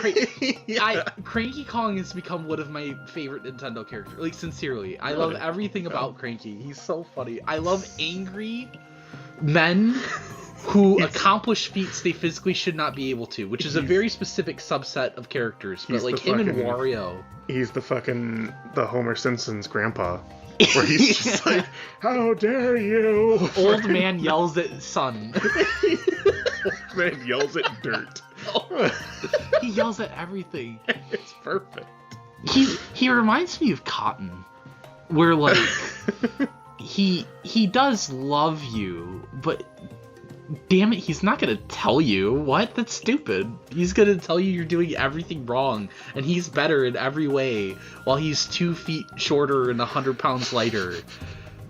But maybe he kind of is better than you. Like, it's not completely baseless. Yeah, exactly. It's so funny. I love. He's like the opposite of Hans Moleman. Where he's literally just like, yeah. When his shirt catches on fire, he doesn't go, oh, he just goes, dag nabbit. He just rips his shirt off. I love Cranky so goddamn much, bro. He's so funny. They really nailed the sense of humor. I think. Oh yeah. I think Rare's sense of humor was passed down pretty faithfully. This is going to be something of a segue, but ironically, I saw people online, a lot of them, like once they reach the planet core, they reach that area, and the music is kind of like. Oh, the music's so good there. They say it's like so creepy. Dark Souls-ish or something like. They say something along that lines, or Elden Ring like, and I kind of appreciate that in that specific area, there's these gigantic slabs with eyes right at the top that are just like, you cannot pass. But if you give me like 500, sure. Yeah, like when you first see them, it does seem like, oh, we're like subverting the usual tone of the tone. Whatever. But then no, it comes back as a joke. But the area still feels really tense. Oh yeah. It still feels like, oh, you're upon the end. Yeah. And then it still feels like you're not welcome there. And then we approach what I don't even know if I would say I expected this. Listen, after everything, I knew he was going to be in the game. I wasn't sure how big of a role he was going to play. I did have a feeling, especially when you see, like, the golden bones of the crocodiles and everything. Obviously, we're getting into our favorite character, the masks from Tropical Freeze. They made an appearance, a shocking one at that. Excuse me, the Tiki masks are from DKCR. They're from Returns. Tropical Freeze has the Snowmads, which I actually like quite a bit more. Is that from Sonic R? I don't know what you're talking. Ow! That probably came up. But anyway, the point being, I hope it's gonna come up in your medical records. They say it's the. What is it? The banana. The bananium root. Root, yeah, and which doesn't look like a root. It doesn't look and like no a one root questions at all. it. And like, it's pretty obvious right away what it is. But it's just funny how they play it for so long, to the point where when it's gyrating, and after you beat Void Kong, he runs after it and just gets knocked into immediately. He gets DDD'd. He gets DDD'd. Second time in a decade. He gets fucking Gerald Robotnik'd in Sonic 3 and just tossed into a flaming abyss. And then he's finally back performing for us. Okay, take it easy. Wasn't you and wanting to see Donkey Kong characters throw it back? First Grumpy and now K. Rool. You gotta calm down there, bucko. Okay, whatever. But it's like with K. Rool, I was streaming with Ariel and our friend Ariel and Overmind. And they know what my reaction was. I was just like, I was like so happy. Because I was like, I've never even, outside of Smash Bros., I've never seen this guy. I've never even interacted with him. But I knew him. And it almost felt like seeing an old friend. Right? Yeah. Where I'm like, I've never played the country games. But this must be how it feels. Yeah. Like, it just, and I almost want to say without Smash, maybe this doesn't happen. Maybe. I think it was going to be inevitable anyway. The thing with the two Returns games from Retro Studios is the reason they didn't put K. Rool in was they wanted to do their own thing. They knew they weren't Rare, so they were going to do their own thing, which I do respect. I don't want to just say, oh, why did they have K. Rool? Like, I understand, especially from a developer's perspective, you don't want all the games to feel samey, and when you're a different studio too, you don't want to feel like, pun not intended, I'm sorry, you're aping off of someone else's legacy. Yeah. Because the Rare games are like such a famous subset of Nintendo history that you don't want to feel like, oh yeah, it's that, but different. Yeah. You know? Which this game doesn't do. It feels entirely unique, and I like the immediate, like, when he goes down into the next area, and you follow him, it's almost like horror. Like, you realize just how prepared he was for this, where they've built a statue of him. Yeah, the statue of him is so imposing. Pitch black dark around. And you're just like, what? Like, it's almost like you walked in on a cult. And you're like, what is happening? Like, oh, dude. I think they only brought back, like, 4 old enemies, but they're when you hit a critter. The vulture, when you hit a critter and it goes, I can't. I will never be able to do that sound right, but it perfect. And yeah, like the like, I don't remember what they're called, hornetoids or waspoids. You get to fight zingers. Yes. In the very end, and it was them all along. I didn't even put those two together. I thought they were actually different. I noticed that when, like, I don't know what they're called, the things with, like, wet wings or whatever. The vultures? Yeah, the vultures. Neckies.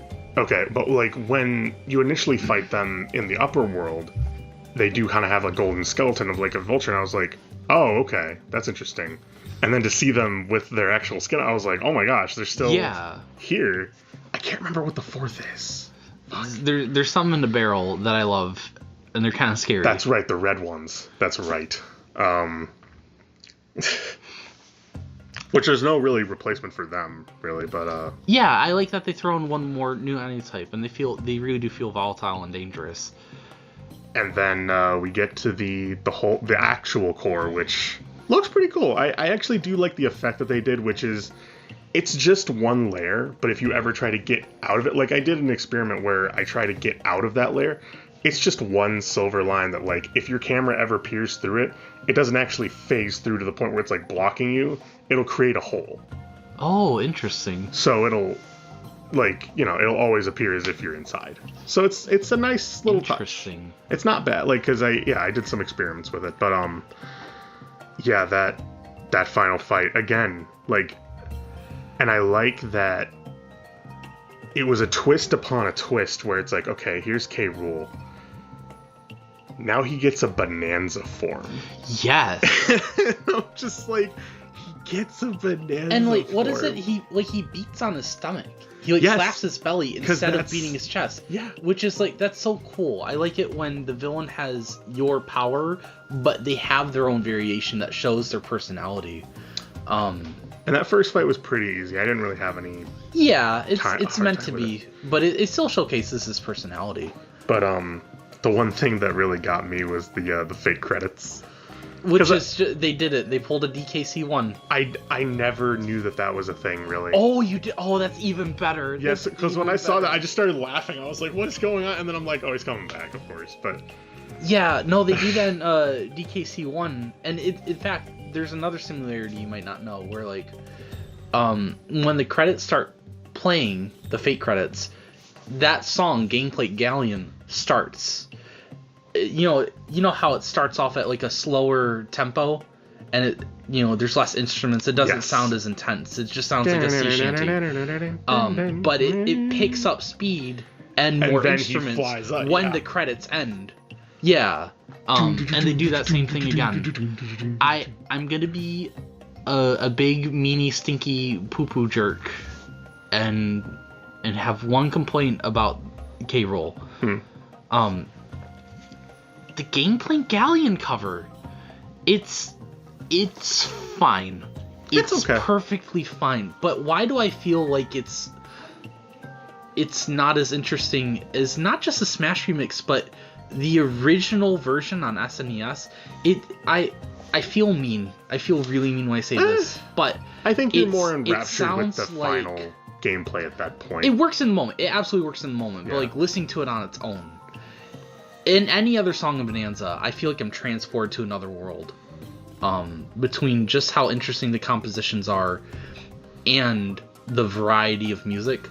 Yeah. The Gangplank Galleon remix, it's my least favorite music genre.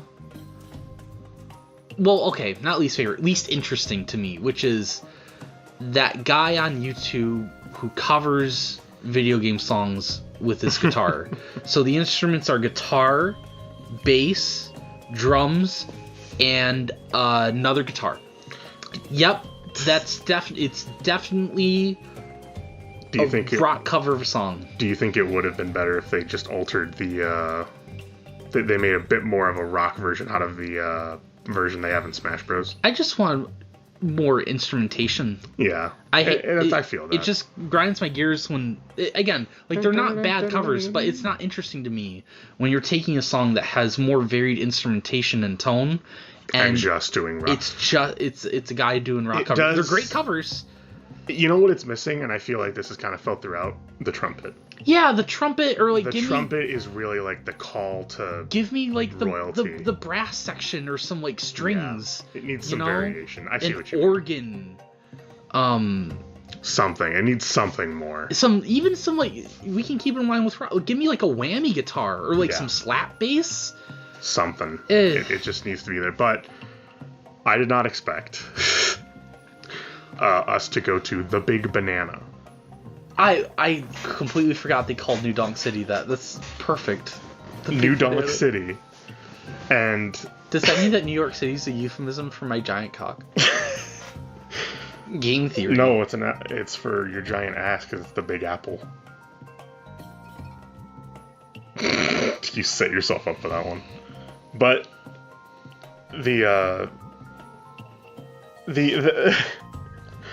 how do I beat the allegations? I'm not your lawyer. You have to figure that one yourself. But I will say, I didn't actually expect... Like, I expected him to come back and do, like, another round 2. I did not expect it to be that way. And I was so happy. I kept asking myself, are we going to get to see New Donk City? And the answer I came up with in my head was, like, I'm really enjoying the game so far. If we never see it, I'm fine. If we catch a glimpse of it in a cutscene or just a picture, I'm fine. If it's just a dinky little hub world where you don't get to do anything, even that's cool. I would have pined for that. I will say, this might be a hot take. I'm glad that it's not its own world, because, like, remember what I was talking about earlier where, like, no one in the game gets mad at you for destroying things? I feel like that wouldn't work with a human city. I can't imagine destroying, like, the clothing shop and everyone inside being like, oh, it's DK. It would feel, like, dissonant. I'm going to argue that it can work. And I'm going to explain how. Imagine the threat is resolved. DK and Pauline land in the middle of a busy street. Everything comes back to normal. All the citizens are okay. They see this monkey. They're scared. And then they immediately... Someone like... I want to say Pauline comes out. And they see Pauline and him do the little dance. And suddenly they're enamored. They start getting to the point where they're like okay with him and they like kind of applaud him. I could see something like that happening. And also I would have accepted if like New Donk City was just literally a strip to get to like Pauline's concert later in the game. And because I imagine you go that whole way and everyone's just kind of treating it as normal because it's DK. And whenever, again, much like with Poppy Kong, where you're making it happen, you punch them, they high five. Yeah. Just do that. I think that would have worked out just as without fine. being able to destroy the... No, I see what you mean. Yeah, that's like, if they were going to do it, that's another way they could have. Whereas, like, if I'm sucking up an entire office building as Elephant Bonanza, like, I wouldn't feel good about it, no matter how nice the people are. Because it feels too real. Just a disclaimer saying, like, hey, before you enter the area, like, none of this is destructible. Yeah. So-and-so. But I really like the way that they handled it in the game, where it's a brief segment that doesn't focus on destruction. It's the one part that feels like a platform that, like, you have to get to the end. Mm-hmm. They give you that ticking clock element of the rising lava, which is great. Yep. And everything is out to get you. And the city's so destroyed and corrupted by K. Rool's sheer willpower. King of rot. It's fucking insane. That's the other thing I want to talk about. God, there's so much to talk about. So, we were wondering how K. Rool's going to be involved in the story, because another thing you might not know is K. Rool's whole gimmick was he took on, like, a different guise, a different, like, character to play every single time. First he was a pirate, and then he was a doctor. Then he was a doctor, yes. In DK64 at the very end, but even still in that moment, he's a boxer. He's got a different title. He's got a different outfit. Yeah. And they don't really do that in this game, in the sense that, like, it's an occupation, or, like, but we kept wondering, like, oh, he's going to be, like, KEO instead of CEO, and he's going to be, like, Void King's boss. Or people kept wondering why the treasure chests look like a bowl. They have, like, the nose ring and the horns. That doesn't go anywhere. There's no bowls in the entire game. They look like that just because. But we all thought that was like, oh, well, the Kremlings found these treasure chests, so K. Rool is going to be like a bowl. You know, we kept thinking stuff like that. But I like what they did here, because in a game that's focused on these Bonanza transformations, he gets his own. And it's good that he doesn't turn to another animal, because besides the skeletons, you haven't seen crocodiles before the Kremlings come back. Yeah. But he turns into, like, the best way I heard it phrased was he's a god of pestilence. Pretty much. And something I didn't notice was, I hope I phrased this right, but the way it was explained to me, like, why is he turning all the bananas into mush, is because they make it clear at some point. I think Pauline might say it early on, or it's in a loading screen. But at some point, Bonanza points out to you that Donkey Kong will eat any banana as long as it's not mushy, as long as it's not mashed. Yeah. K. Rool doesn't care, so he's pulling a 2-in-1 of, I'm turning all of this into mush so that I can eat it, and specifically DK can't. That's purely out of spite. It's not enough to just take the bananas like he was originally planning. He also says he loves the mush. Yeah. Which is just like, that's so disgusting. Yeah. And that's perfect. He should be disgusting and like petty. Yeah. That's him, man. It's perfect. Tough final boss. I died a good 2-3 times. Yeah, I think it took the third time before I finally got it. I do kind of like how long it is. I know it's a little bit annoying for some people, but man, I just think about, like, Bowser in Odyssey, and, like, yes, the escape I like the escape sequence in Odyssey, where you're controlling Bowser and stuff. Yeah. That feels climactic. Well, yeah. Again, you have, like, the rising lava and stuff. But the fight with Bowser, jump over tail 2 times, punch. Well, the problem, we said this in, I believe, a review of Odyssey. We didn't review Odyssey. I don't remember where we said it, but we basically said the problem with Odyssey was that the second part needed something else. Yeah. It needed more than what it had, and it didn't have that. So we shit on it because it was like, what the fuck? It didn't feel like a climax. It felt like, okay, this is Act 2, right? And no, that's the end. It's like, oh, Yeah. So he's just beaten? Okay. Like, it just... Right, and then your post-game challenges are just platform gauntlets, which are cool to play, but there's no contextualization. Yeah. Like, I think you fight the Brutals on the moon again, but they're... Are they really back for revenge? Are they? Or are you just there, and they're there, and whatever, and who cares? I do, with the mush, I did find it weird that it just outwardly hurts you. But I guess it makes sense. I think the implication there is that, like...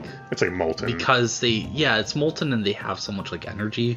Yeah. Something like that. Because they use Bananza gems as a power source. Can I say that one thing I really like is, as... I don't know about you, like, when he fires the big bullet at you, you turn into Kong Bananza and you punch it back. Yeah. It makes, like, a pathway that reminds me a lot of the Kingdom Valley water segment, where it's like a row of, like, gold, but yes. Like, it's like the water in Kingdom Valley, and you gotta go past that while he's like just... I don't know, it's just something about it. Wail on this day. K-Roll might be into CBT. Or maybe KBT. I don't know, but you just fucking... No, like, when you're punching him while he's down, like, you're really just right there. Yeah, fair enough. You're by the crocodile then. I like, too, that he goes back kind of to a normal size a little bit. Yeah. To where it's not so big. It makes it a bit more fair, but, like, it kind of portrays the sense of, like, oh, yeah, this isn't his power, it's borrowed power. Yeah, of course. Which I like. Which he's done before, is he's relied on borrowed power in, like, BKC2 and stuff. Oh, yeah. My thesis statement on K-Rool is his glorious return, even with as amazing as the end of this game is, and how long... I feel like the climax lasts just long enough. Like, initially encountering him, chasing him down, the boss fight, the quick little time sequence in Destroyed NDC, the second boss fight, the end... Right, it lasts a perfect amount of time. Oh, yeah. You get the right highs and lows. Even with that perfectly as is, I don't think that would work as well if Void Co. weren't good. Oh, yeah. You know what I mean? But I feel like all three of them are great. Even Void Kong being the straightforward, I'm an asshole guy. Like, they sell it really well, and it helps them stand out from the other two who do the, they heel face turn. Yeah. Whereas Void Kong is the one who doesn't change and gets his comeuppance. So even though that's very, like, tropey and cliche, like, they do it well. It works, yeah. And he provides a great contrast, not just to his employees and to you, but also to K-Rool. And if they weren't... mainly Void Kong. If Void Kong wasn't as satisfying to beat down and take out, then K-Rool's return would have felt more like this is the part you've been waiting for. Yeah. Rather, it's a cherry on the cake that's the size of the cake. Yeah, that's been well prepared for you at this point. But both are, like, one wouldn't be complete without the other for me. Yeah. So I'm really glad we didn't end up with just more Brutals or more Tikis. There's... Again, going back to my wrestling knowledge, I hate to do this to you, but it's like... I'm literally dying. Thanks. But K-Rool, it's okay. Not a wrestler, but K-Rool was a boxer in DK64, which is, wrestling... Tangential? Adjacent? Yeah, tangential. But, so, with wrestling, you have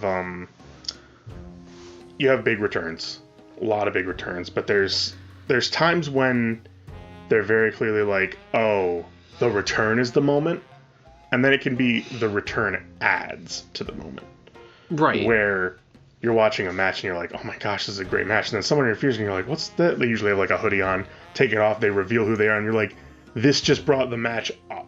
Yeah. Like the whole package just came up. As opposed to being the whole point of the match. Yes, it's Shakespearean in a way where it's like it all comes together. The way it's done in Bananza, I mean, you might fight with me on this, but I almost feel like it kind of does both. It does, because there's no solid mention of K-Rool. There's no mention of his past. Oh, yes! There's no mention of what he does. Yes, I forgot to mention that. The the brilliance of Cranky Kong's lines. Every time you find him is his lines can be interpreted either way. Yep. Everything he says can also describe Void Kong, which is perfect. That's the 10 out of 10 writing that makes my mouth salivate. I love like double entendre writing. It's and then he verifies after you beat K. Rool, like, I was talking about K. Rool. Yeah. Like, anyway, here's your gem. Leave me alone. Yeah, exactly. Yes. But that's perfect. It's like, okay. Like, I didn't. All right. Yeah, like I remember distinctly at one point you find Cranky Kong and he mentions the villain's fangs. I'm like, oh, dude, crocodile teeth, of course. No, Void Kong also has fangs. Yeah. He never like bites anything. Yeah. But like, yeah, he's an evil old gremlin monkey. Of course he has fangs. Like, duh, right? Just, oh man. Yes. They handled it so well. I'm so glad that like I've seen nothing but unanimous agreements that they all want Void Kong and Poppy Kong and Grumpy Kong to come back. They really do feel like they're like part of the family now. Yeah. Especially Poppy and Grumpy. Yeah, I don't. They after the game. I don't know how far you dug into the after game, but like they're around a bit more. Not a lot of worlds. I've seen them in Ingot Isle anyway, in the cave. They're definitely in Ingot Isle. They're still in Groove, which I don't know if Grumpy was there before, but he's there. And they're in a few other places, but like it's just, it's just like quality where you're just like, man, like I just want to. They're fleshed out. They're memorable. They stand out from everybody else. Yeah, they're not. There's a great picture too. I don't know if you got this one during a credit sequence or like a loading screen. It's one where, Pauline is just kind of like this. She's got her arms behind her back, like looking nervous. And Poppy's like kneeling down, like got her hand by her. Huh. By Pauline. And it's just like this like really sweet, like you've got it kid vibe. And I love it. It's just to the point where I'm just like, man, like, I don't know. It was something where I'm like, this is such a cute moment to look at between loading screens, like, because half the time they pop up, I don't even expect it, and it's just completely like blowing me away. And I don't know. I've only seen Poppy with it. I haven't seen not Cranky. We're gonna keep doing it. Grumpy. They sound so similar, and the adjectives are similar. Yeah. But it's just nice little touches like that flesh out these characters so bad to where they're like, it goes back to my no one's really truly evil gimmick.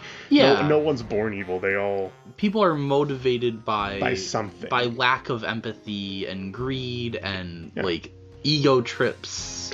Yeah. Yeah, even Void Kong was motivated by something. And because like, you get that one loading screen of he was not always the CEO, which, like, of course not. But yeah, just... And he looks small and pathetic. He's like kind of hunched over. Yeah, he looks kind of miserable. Looks tired. Yeah. And then there's even another loading screen, like concept art where he's putting up the wall, the like papers. For his company to be like, like I want, like it's my company, like, and it's just great. It's just great to have that because you just. He absolutely should not come back, at least not right for away. A good while, as a main antagonist, I mean. But if he shows up in the next game, like, I want him to just be like a cameo, or like he's just mentioned, or like he's not an antagonist, right? Yeah. He's down on his luck. They did rather cleverly kind of like say like, oh, he's not dead, but we don't know where he is. Yeah. Like, we know he's around. Yeah, that's all you need to do. Yep. But I wouldn't want him to be gone. I love my little stupid gremlin monkey. He's. I love the villains that you love to hate, and Void Kong is so perfectly. He is absolutely. He's Mojo Jojo on fentanyl. Yeah. That's pretty accurate. Two quick things I want to mention. Diddy and Dixie, my two best friends in the world, and my favorite Nintendo couple, canonical couple, not like Link and Zelda. Will they, won't they? No, they've been a boyfriend and girlfriend since the very beginning. And I just wanted to see them once, and that's all I got, and that's all I needed. And they're so happy. I just love hearing their dumb sounds. Did you specifically talk to both of them? Yes. And so you got the dialogue where they're like, "Oh, hey, DK. Oh, you got someone else hanging out with you now?" Yeah. And then she looks right at Pauline and says, "Yeah, we were his running buddies for a while." It's perfect. Oh, it's so perfect. Oh. I love when characters make associations like that. They never do that shit in Mario where it's like... Never! Like, where it's like, "Oh, yeah, we had adventures with Mario, too." It's like, no. Yeah. Never. Exactly.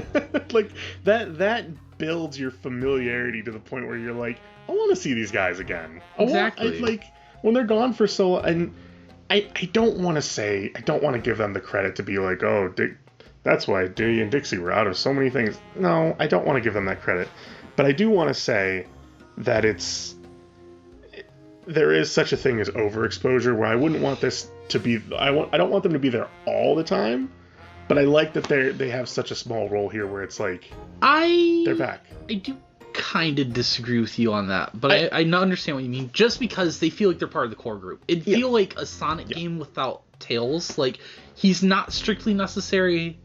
But at least the way that you're supposed to feel about it is Sonic and Tails are best friends. The games don't always do a good job of selling that, but like that's the artistic intention. And that's how I feel about Diddy and Dixie. But like I feel like I always want Diddy, Dixie, and Cranky. And Fair anyone enough. else is a bonus. Like Crunky, what the fuck? Like Funky, Swanky, Chunky, Tiny, like any of them. Yeah. Like, if they show up, I'm having a good time. I don't want them to be gone forever. Yeah. But, you know... The main family. As long as they know they're around once in a while. The other thing I wanted to say... I just remembered this. Again, thank you for DK Vine to pointing this out. But... In the Ask the Developer interview, someone mentions that, like... I think it was Miyamoto... who offered the idea that DK's like color theming or like the game's color theming should be neon. And when I read that, they don't really elaborate on it too much. I was like, okay, you're senile. Neon. But here's what it means, right? Is like, at least I think the way that the developers incorporated this is really smart. You notice it the most in the logo and ingot aisle. I really think that's mostly where they put the emphasis on. Oh, and the blast barrels. But you have the green and like the blue-ish kind of color. Oh wait, no, they're one of the same. I'm sorry, I mean like green and like purplish red. Yeah. So the green is the ladders from the arcade game, and like the purplish red, that's the girders. Okay. And like it's kind of a weird thing to specifically like make a statement out of and like emphasize in Bananza, but the way that somebody on The Conversation described it was like Mario usually uses primary colors like red, blue, and yellow, whereas this feels more like purple, green, and like purple, green, orange. like cyan, magenta, secondary colors. Yeah. Or like the alternate primary colors, which I thought was interesting. You know what? That does actually make a lot more sense now I think about it. Donkey Kong looks more orange in this game. Exactly. Than he does. I've been thinking about that all the time, my man. What a weird thing to say. But like, he's not brown. I've spent the entire game looking for brown spray paint. I don't dislike his new coloration. Yeah, but it does feel like it's not quite brown. But that's why. It's because brown is the one color that like you can't ever put neon emphasis on. It's like the opposite of how it's literally bright the neon colors are made. Yeah. So they made him more like orangey, which it works for this game. It works for this game. Yeah, I'll give it that. That and he's basically like reddish orange in the arcade game because of the limited color palette of these, which I just noticed right now. Send that picture when you're. Oh yeah. When we have some time, so I can put it up. But yeah, that makes a lot more sense. Not like see when we're talking about stuff like color theming, like that's the kind of thing that like, oh, does the game need this? No, but like it just adds to the like cohesive theming of this.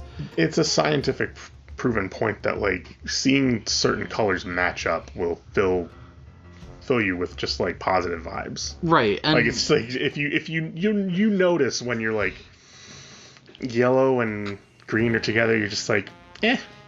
Yeah, like it can work in some contexts, but not all the time. Yeah, not always. It's like, okay, primary and a secondary. It doesn't really feel like my broader where I'm going with this is that it's actually better. The reason they emphasize those arcade colors is because they're emphasizing other arcade Donkey Kong era elements, because Bananza's quietly, which is I think is the best way to do it for a game like this, but quietly celebrating all of DK's history. Yeah. In that I feel like it's a really good blend of like emphasizing his arcade roots and the Rare era. I feel like they blend the two really well together in a way that it doesn't feel like nostalgia winking. It feels very respectful to both parts of DK's history in a way that like, oh yeah, like they were always together. And it's not that the Rare era denied the arcade era. It was just so different stylistically. But it, you know, for as much as those always acknowledge the arcade roots, seeing them in a lot of like the visual design of like the girders and like how certain things are colored, it feels more cohesive than I think it's ever been. And I compare that to like, this is one very specific instance that doesn't represent necessarily the game it's in, but like in DK64 there's an arcade cabinet of Donkey Kong.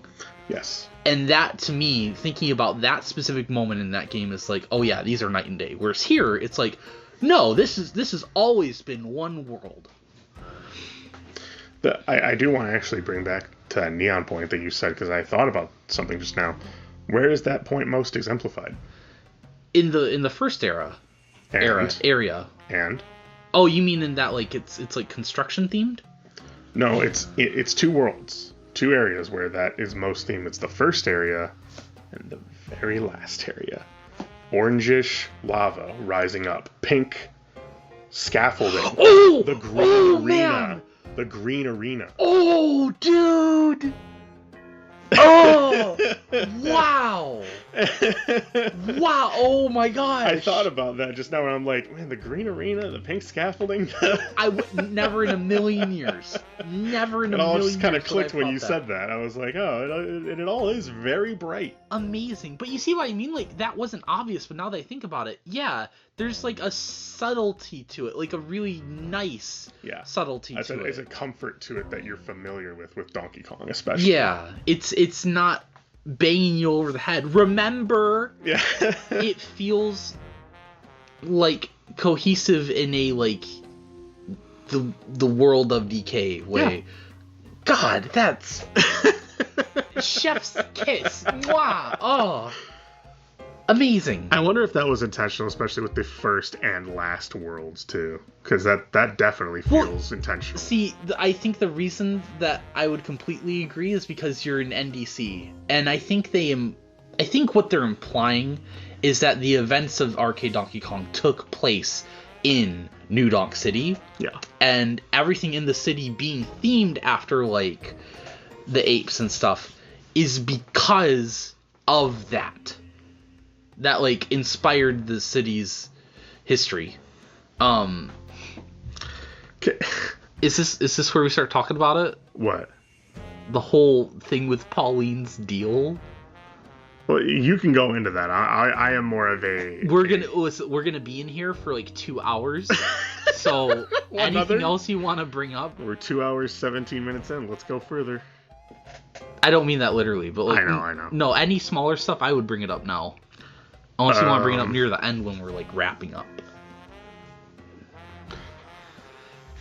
Okay. So I thought a decent number of people, at least, were agreeing that what the game's ending implies is that this is absolutely a prequel. And then just a day or two ago, Kong Compendium, my boy, shoutouts, but apparently doesn't prescribe to that theory. Which, like, listen, I'm not saying he's wrong or he's dumb and I'm right or whatever. Mm-hmm. They do I don't know if should I say that they're ambiguous about everything. Yeah, well, if they're not confident, then they're a lot just of their speculating. hints are subtle in the sense that they can be taken in different ways, and like I feel like whatever theory you come up with has to rely on at least a few assumptions. Yeah. I think the idea that relies on the fewest assumptions is that this is a prequel to Odyssey. Because something I hadn't seen anyone talk about, I was really trying to get to the bottom of this, but I pointed out to you like a week ago that I haven't played Odyssey, so I will double check this, but I looked up footage of the segment where Pauline's giving Mario a quiz, and like when they first meet and the festival, like all three of those things. Those feel like the three biggest appearances of Pauline in New Donk City. And as far as I can tell, in none of those moments does Pauline like directly state, "Hey, remember when you saved me from Donkey Kong?" Like, Pauline does mention she was kidnapped by an ape. And at first I thought, oh, okay, so like Bananza's retconning this. But then I looked at that line and it's like, why doesn't she just say it's Donkey Kong? Wait, no. Because she was kidnapped. Did they plan this from the very beginning? Because then you read the other part of that line right after, Ryan, where she says, that experience helped me grow into the person that I am. I think the one like ambiguous part is I think she says thanks for remembering, which you could infer that she means Mario was involved in the events. I think maybe you could take it either way is the point of that, but like it could also just be like Mario heard about it, because that's a weird fucking thing, Ryan, is I thought Bananza was the one that was doing this whole like retcon thing. But the reason I'm bringing all this up is at no point in Odyssey does she say, Mario, you're the one who saved me from Donkey Kong, that Donkey Kong right over there. She doesn't say that. She acts like she's never met Mario before. When you first get to New Donk City and like it's raining and the Mecha Warbler is roaming about, she just says, hey, I'm sorry, but I'm busy.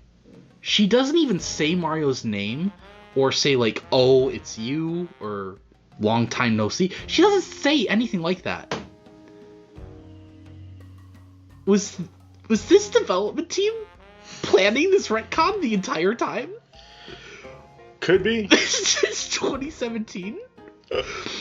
Excuse me?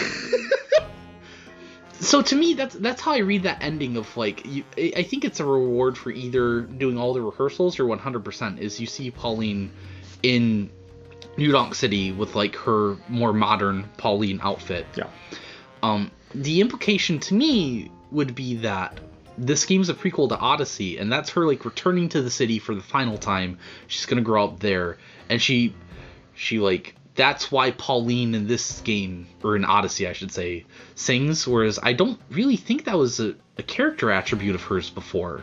In like the arcade games, or like Mario vs. Donkey Kong, I think it's only come up in spin-offs after Odyssey came out. Okay. Like, I think she might sing in like a Mario Kart trick animation, for example. The other thing is that there's a couple times where Pauline in this game mentions her grandmother. Not parents.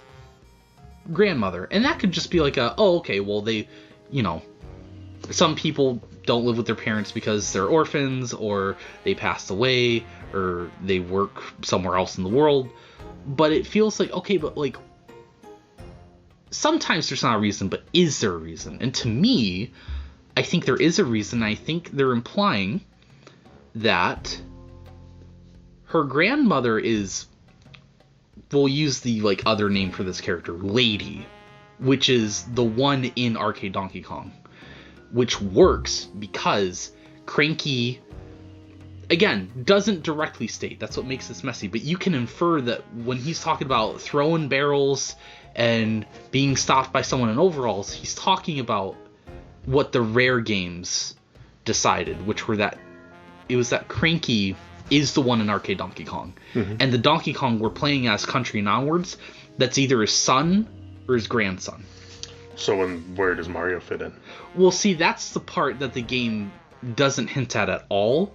But if we're saying that Cranky Kong is still DK's father or grandfather, and the game seems to be implying that Lady is Pauline's grandmother, Jumpman, as we'll refer to him, is either just unrelated or Mario's grandfather. Because that way, like, it's not 2 out of 3 characters that have shown aging. Because, like, there's a difference between Lady and modern Pauline because of different hair color. You've seen Cranky Kong age if you assume that he's the one in Arcade. They even have an outfit in Bananza for Pauline of Lady. Of Lady. Not just Pauline, but also Lady with the blonde hair. Exactly. Whereas Mario, like, besides changing the color of overalls and, like, the general art style, Mario has not aged at all. And to me, I think the fact that they don't talk about Jumpman or anything like that, or Mario, implies that you're supposed to fill in the blanks on that one, but they give you 2 out of 3. Yeah. But, like, the other way you can interpret this is that, like, this Pauline is, like, Odyssey Pauline's daughter, which, like, sure, but to me, the problem with that is the biggest piece of evidence they see throwing around for that is look at how much more comparatively futuristic, modern New Donk City looks for, like, the 5 seconds you've seen it clean versus Odyssey. And, like, I don't normally like using arguments like this, but I think that's just, like, an unfortunate art style decision that doesn't mesh with the rest of the writing. I think it just looks that way kind of because. And I understand that's not something you want to hear when you're theorizing, but to me, anyone who's arguing that this isn't a prequel is making more assumptions like that than the one that I have to make about just a city you see for 5 seconds in this game. Versus, like, the inferences you seem to be making about characters and time. Yeah.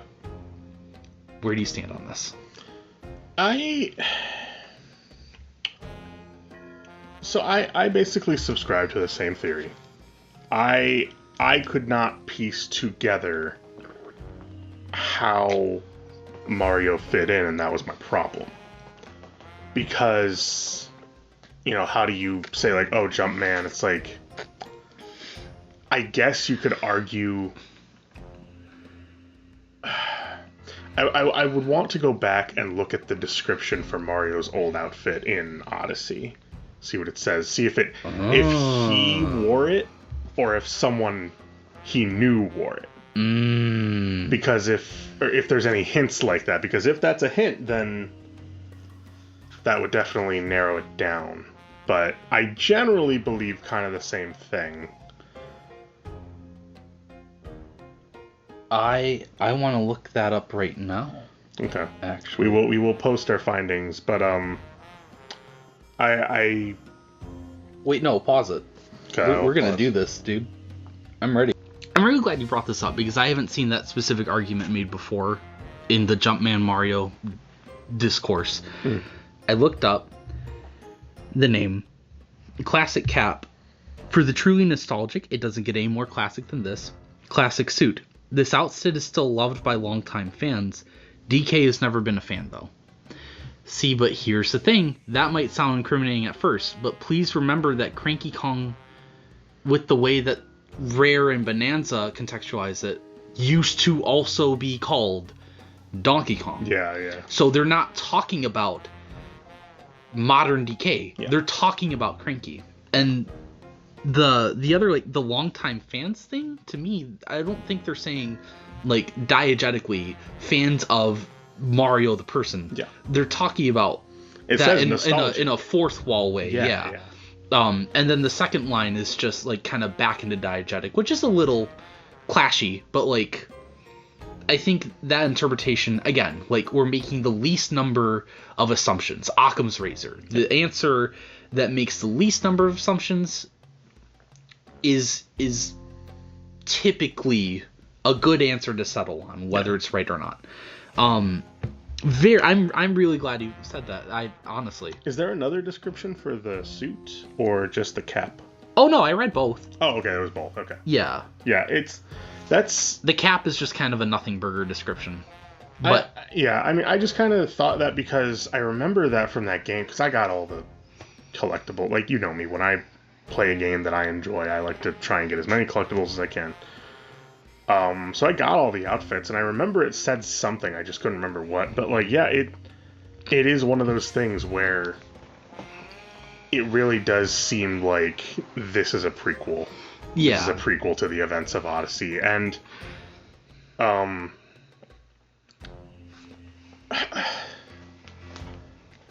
don't really have an opinion on how I feel about that. It's just kind of like a timeline thing. Because it's kind of like the Zelda games. It's like, okay, well, timeline-wise, either you enjoy it or you don't. Like, it's not like the best or worst thing in the world. They all have references to other games, but with this game, I am glad that I think I am kind of glad that this Pauline grew up to be the mayor. Yeah, it it's gives cool. me gives me hope that I don't know if they ever plan a third installment or something, but maybe a Mario and Donkey Kong team up or something. That's what everyone wants. Yeah. And I think it's unrealistic just because of how different their abilities are. Yeah. But I think it would really work if they played it as like kind of a course Describe clear. to me all of Mario's innate abilities. Hop. Okay, Jump. all right. I just meant like DK doesn't side jump. Or I'm giving you a hard time. I'm joking. Listen, I wanted to bring this up because the number one thing I keep hearing, no matter what you think, there's a subset of people who say like, yeah, but stop caring because it's just a story Nintendo game and like it doesn't matter. Who cares about the lore of Arcade Donkey Kong? Okay, but then to stop me, caring about Harry Potter, Lord of the Rings, Avengers. Okay, well I wouldn't go that far because I would. It's a story. It's whatever. But what they mean is like, but this all stems back to the arcade game. Like, why do you care about that? It's a basic arcade game. But my counter argument is, why should I not care if, like, the developers cared? The developers cared enough to retcon something.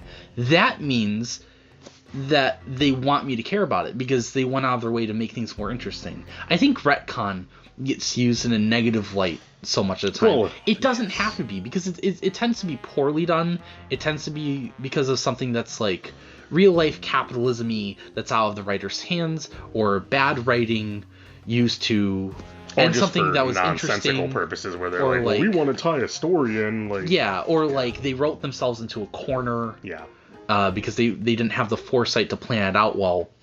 No, this is a retcon that took something none of us ever cared about to make it more interesting.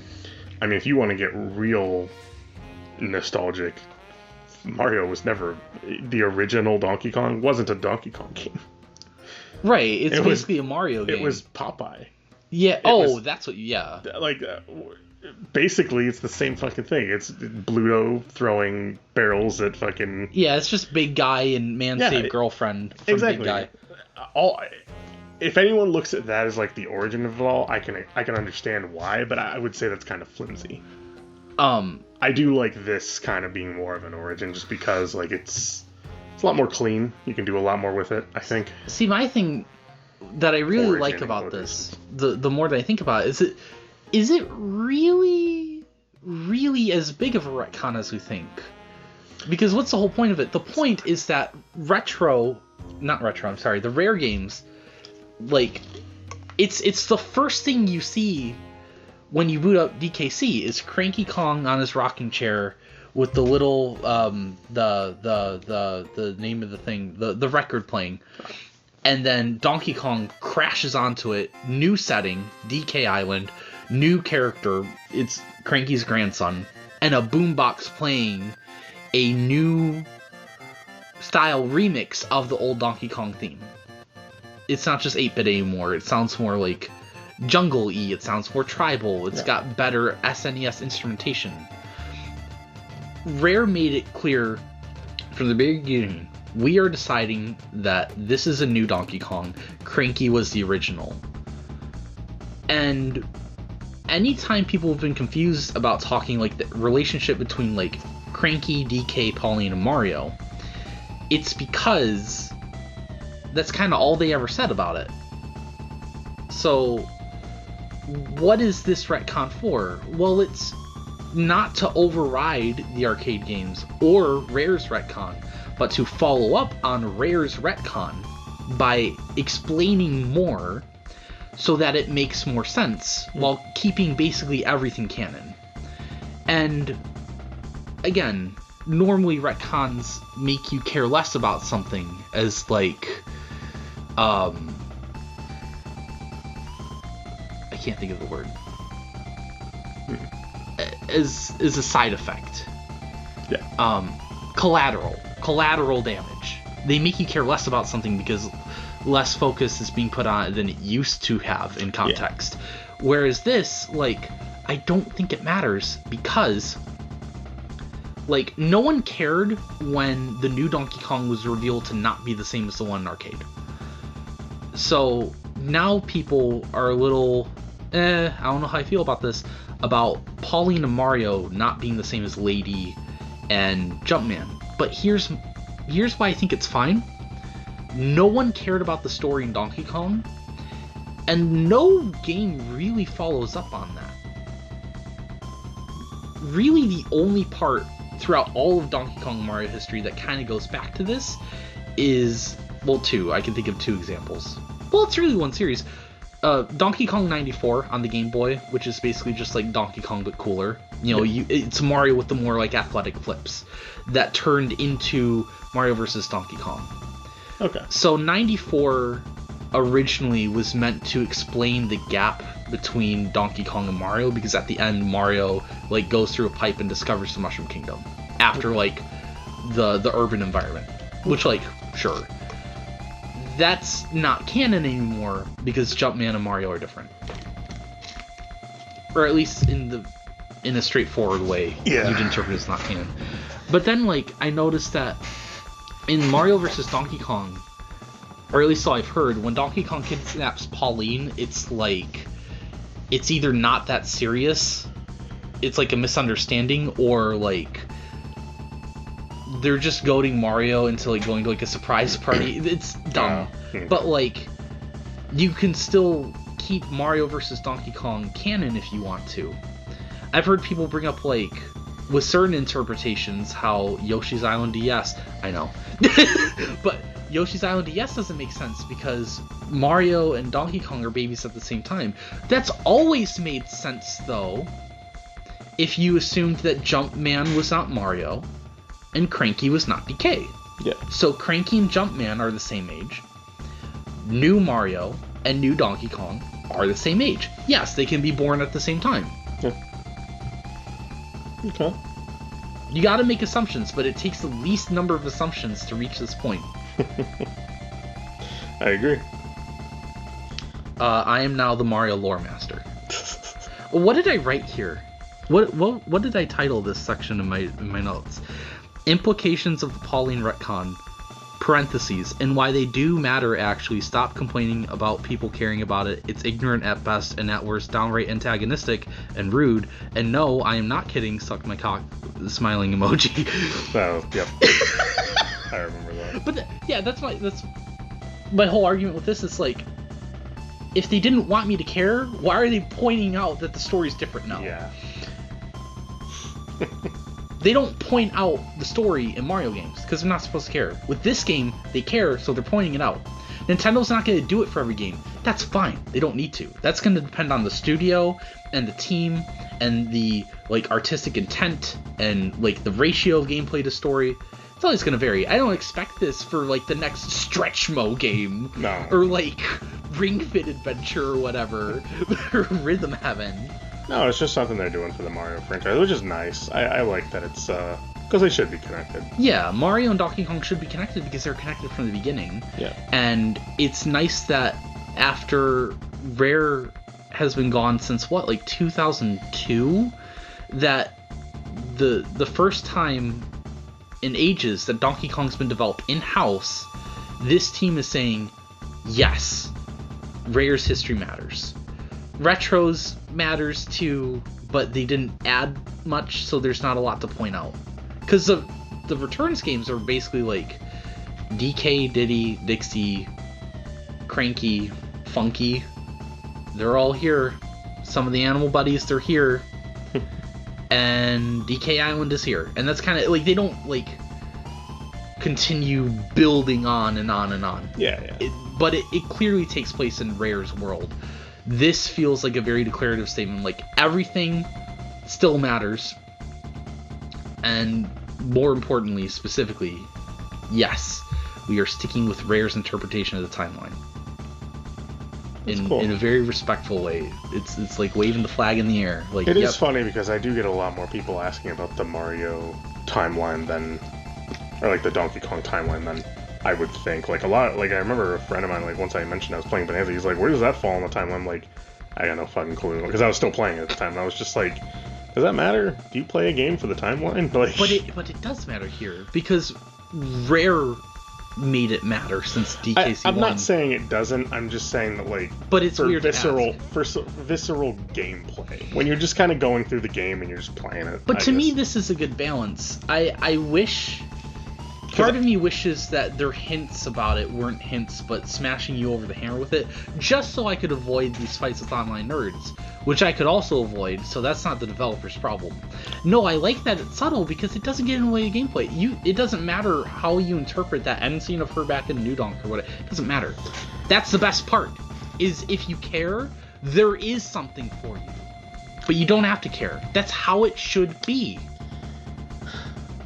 Can I tell you one minor nitpick I have with the game at the very end? I am going to kill you. Sorry. Excuse me. I'm sorry. It's a silly nitpick, but it's also annoying. It's when you finally beat K. Rool, Pauline's kind of like, hey DK, you want to stay here with me type thing, and Donkey Kong's about to be kind of, I'm pretty sure he's about to be like, yeah, sure, why not? Like, I don't really care. Like, cool. Donkey Kong's about to be like, whatever. And then he sees, like, the falling little, like, star bananas, and he's like, oh, bananas, yay, because he's DK. And then Pauline's like, oh, yeah, Donkey Kong stream. I'm like looking back and forth between them, just being like, I can just buy this fucker some bananas, right? Like, it's not hard. Because that's the other... Right, exactly.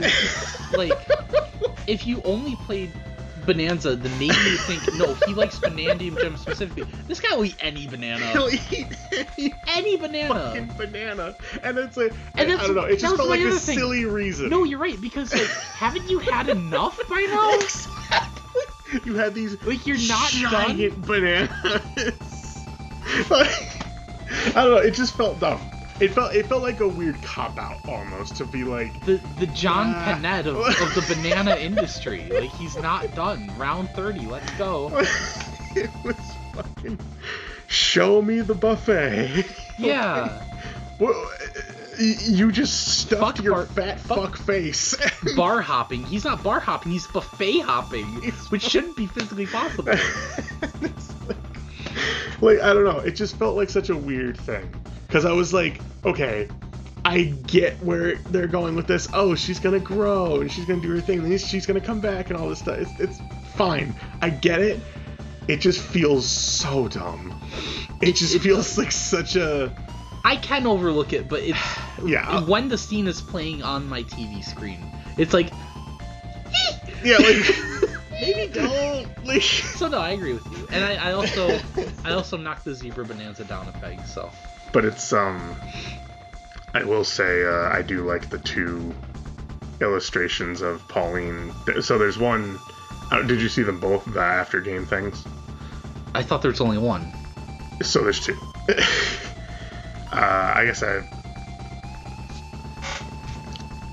Okay, so Ryan was about to pull up whatever we were talking about, tax returns or something, and just for no reason he said, Mojo Jehovah's Witness. It just kind of, he didn't even say it with intent. It spilled out like a leak. What compels you to be?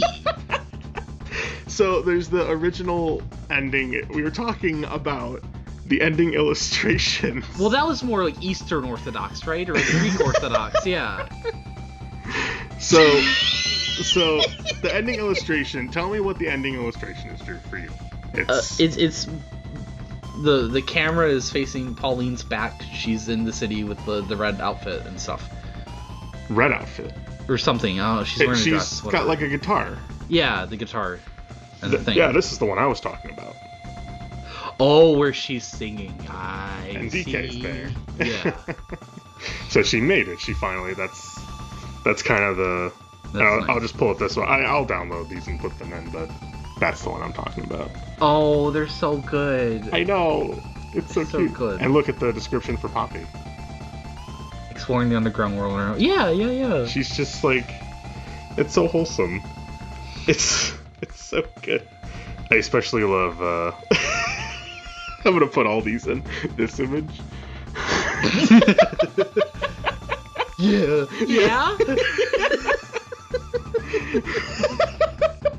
It's fucking good. But yeah, it just so much charm in this game. So much. It was just that style that we talk about. I realize this is probably like a lightning in a bottle moment for this type of game, but like I really hope it has a really good follow-up. Other than that though, I can't honestly. Oh, that segues into the last like topic I wanted to talk about actually. Is like, so I mentioned this earlier with like Odyssey, like not being a great follow-up to either sandbox or course clear. And I noticed that, like, I do have to omit Bowser's Fury for this. I don't know how different the team was between these three games, including Bowser's Fury specifically. But besides Bowser's Fury, this team's output has been, like, from the time that they were created in Nintendo. Their first game, I don't know if you know this, did you know they started with Donkey Kong? They made Jungle Beat. Oh, no, I didn't know. Jungle Beat, and then like every 3D Mario after, so Galaxy, Galaxy 2, 3D Land, 3D World, Odyssey, to I think some or most of the extent of Bowser's Fury. Okay. And then this game. And here's my thing, is like, it's painfully clear from the Odyssey playthrough in particular that I prefer course clear over sandbox. But you know, I get some enjoyment on 64. And while I'm not used to Sunshine's controls, and some of the missions do seem kind of don't ever make me go through that ever again, I do kind of like where Sunshine's heart is at. So it's not that I can't enjoy Sandbox, because ultimately I think, for the most part, 64 and Sunshine have like a good approach to making missions feel more impactful. Yes. Whereas Odyssey went to the get 4 seeds 12 times throughout the entire game route and play Toad a song and tell Toadette you did a thing, you know. Oh, and jump rope. Whereas, like, you know, again, the course clear challenges I think are good because for the most part, when it's not like Hammer Bro with cheese, there's, you know, they do some cool platforming stuff, whatever. Yeah. The most interesting playthroughs that we've ever seen, I think me and you both, of Mario Odyssey are people doing no capture runs or like limited capture runs because they're just using Mario's moveset. And see, I mentioned earlier that like Bananza is the best possible sequel I could have gotten when I said for years I didn't want an Odyssey sequel, and I still stand by that, but I'm glad that Bananza really hit me in a way that Odyssey didn't. But I'm noticing that Odyssey really strays from really dedicating itself to being a great sandbox game or a great course clear game. But you know, for the course clear sections, it still had some platforming. This game, there's really almost no platforming at all. Oh. which, as much as I enjoy this game, is one of my favorite Nintendo games of all time. I'm not throwing shade. This is more just about Nintendo not having made my kind of game in a while. But you could argue that Donkey Kong should have more emphasis on platforming, because the country games have always been like more difficult and more engaged with the platforming. Now, of course, this game doesn't have country in the title, and I think it's allowed to do its own thing. And anything that makes me more respectful for the foundation that Odyssey laid, anything that can get me to understand why people like Odyssey as much as they do, even a little more, 10 out of 10 already, on top of just being a fantastic game and a really great introduction to the Switch 2 era. That Mario Kart World, I don't care. Not a bad game, but I don't care. Party game versus game. Yeah, versus the big first-person adventure. But, like, this, as much as I like this, really do love, like, basically everything about this game, I'm scared about this specific development team in Nintendo now. Because it's like, okay, we went from making, to me, my least favorite sandbox Mario, and really my least favorite course clear Mario, to refining that for Donkey Kong, but not having any platforming at all. Like, I really like that they've made their own thing, and they've perfected the formula with Bananza, but course clear, especially from the sandbox Mario fans, I know this isn't a Mario game, stay with me.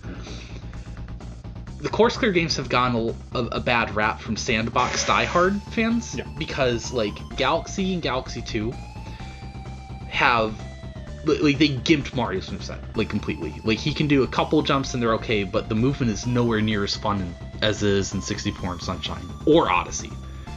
It's really gimped. So the platform, like, the course clear level design is still really good in the Galaxy games, but your moveset, it doesn't feel like a course clear follow-up to the two games before, right? Now, 3D World, I think, in some ways, kind of fixes this, but even though Mario's moveset is bigger and more expressive than the Galaxy games, they still don't compare to any of the three sandbox Marios. 3D World's moveset, like, wall jumps, side flips don't feel as good. You don't have, like, the spin jump from Sunshine. You know what I mean? Stuff like that. Yeah. And the thematic motif in the Galaxy games, sometimes it's random, but the overall theme of being in space and finding these crazy weird planets is much stronger than in 3D World, where, yeah, it's like a 2D Mario in 3D. A lot of people shit on that, and I get why. I don't think 3D World's premise is boring. I like that game in spite of its lame theming.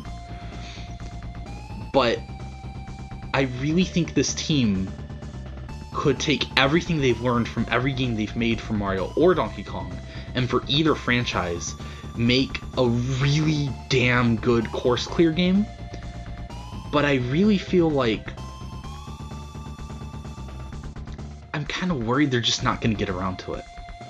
And I'm not saying they should make this game. This is very much just, like, me expressing that, like, I liked their course clear games in the past, but they could be so much more, and I'm waiting for that follow-up, and this is, like, the team that's gonna make it. You know, it's not gonna be like the Splatoon devs or whatever.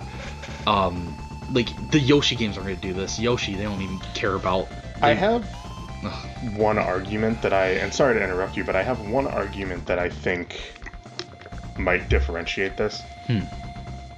In the past, there were technical limitations. And in the case of Odyssey specifically, the hat throwing was a big mechanic.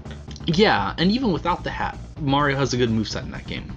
But the hat throwing, they wanted something for the Joy-Con mobility. Yeah. Because that was the gimmick of the Switch. They really wanted to push that gimmick. What's one thing you don't really even see that much in Donkey Kong? Mouse mode? You don't see any gimmicks. Or the gyro and gyro. Yeah, see, no, I know what you mean. Like, the gimmicks are almost not even relevant. Right. And if they are, like, they're totally optional. There's no more, like, the main thing I always complain about in Mario Odyssey, one of the biggest moves was spinning your hat all around you in, like, that rainbow fashion. You have to tilt your Joy-Cons and or throw your Switch to do that. There's never that moment in this game. And I think the big problem was that Nintendo had this team that was, at the time, building kind of their library of games here. And there's some good games there. Like, even if they're not my cup of tea, like, I haven't fully played Mario Galaxy 2. I'm sure it's a good game. I've seen gameplay, it looks fine. 3D World I liked, Bowser's Fury I liked. I'm sure there's ways to do this. The problem is when Nintendo tries to think too business-like and they try to think, what's the we need big to new add thing? Yeah. add something to this, like a gimmick. This game didn't have a gimmick. Its gimmick was it's on the Switch too. That was it. And this game really should be kind of the example of like, listen, I don't know who the head of the team is, but like they need to go to Nintendo and say, hey, let us do our thing. We'll deliver because we're focused. We're on it. We're doing what we can. We're doing what we can for Mario, for DK. Yeah. And granted, Nintendo's going to Nintendo, but I think if they can keep that team focused, it's not going to be that much of an issue. And granted, who knows if we'll even get a sequel or, a trifecta to this whole thing. Yeah. There's no idea. No way of knowing. It's going to be years later, if anything. But, well, it could be. Who knows?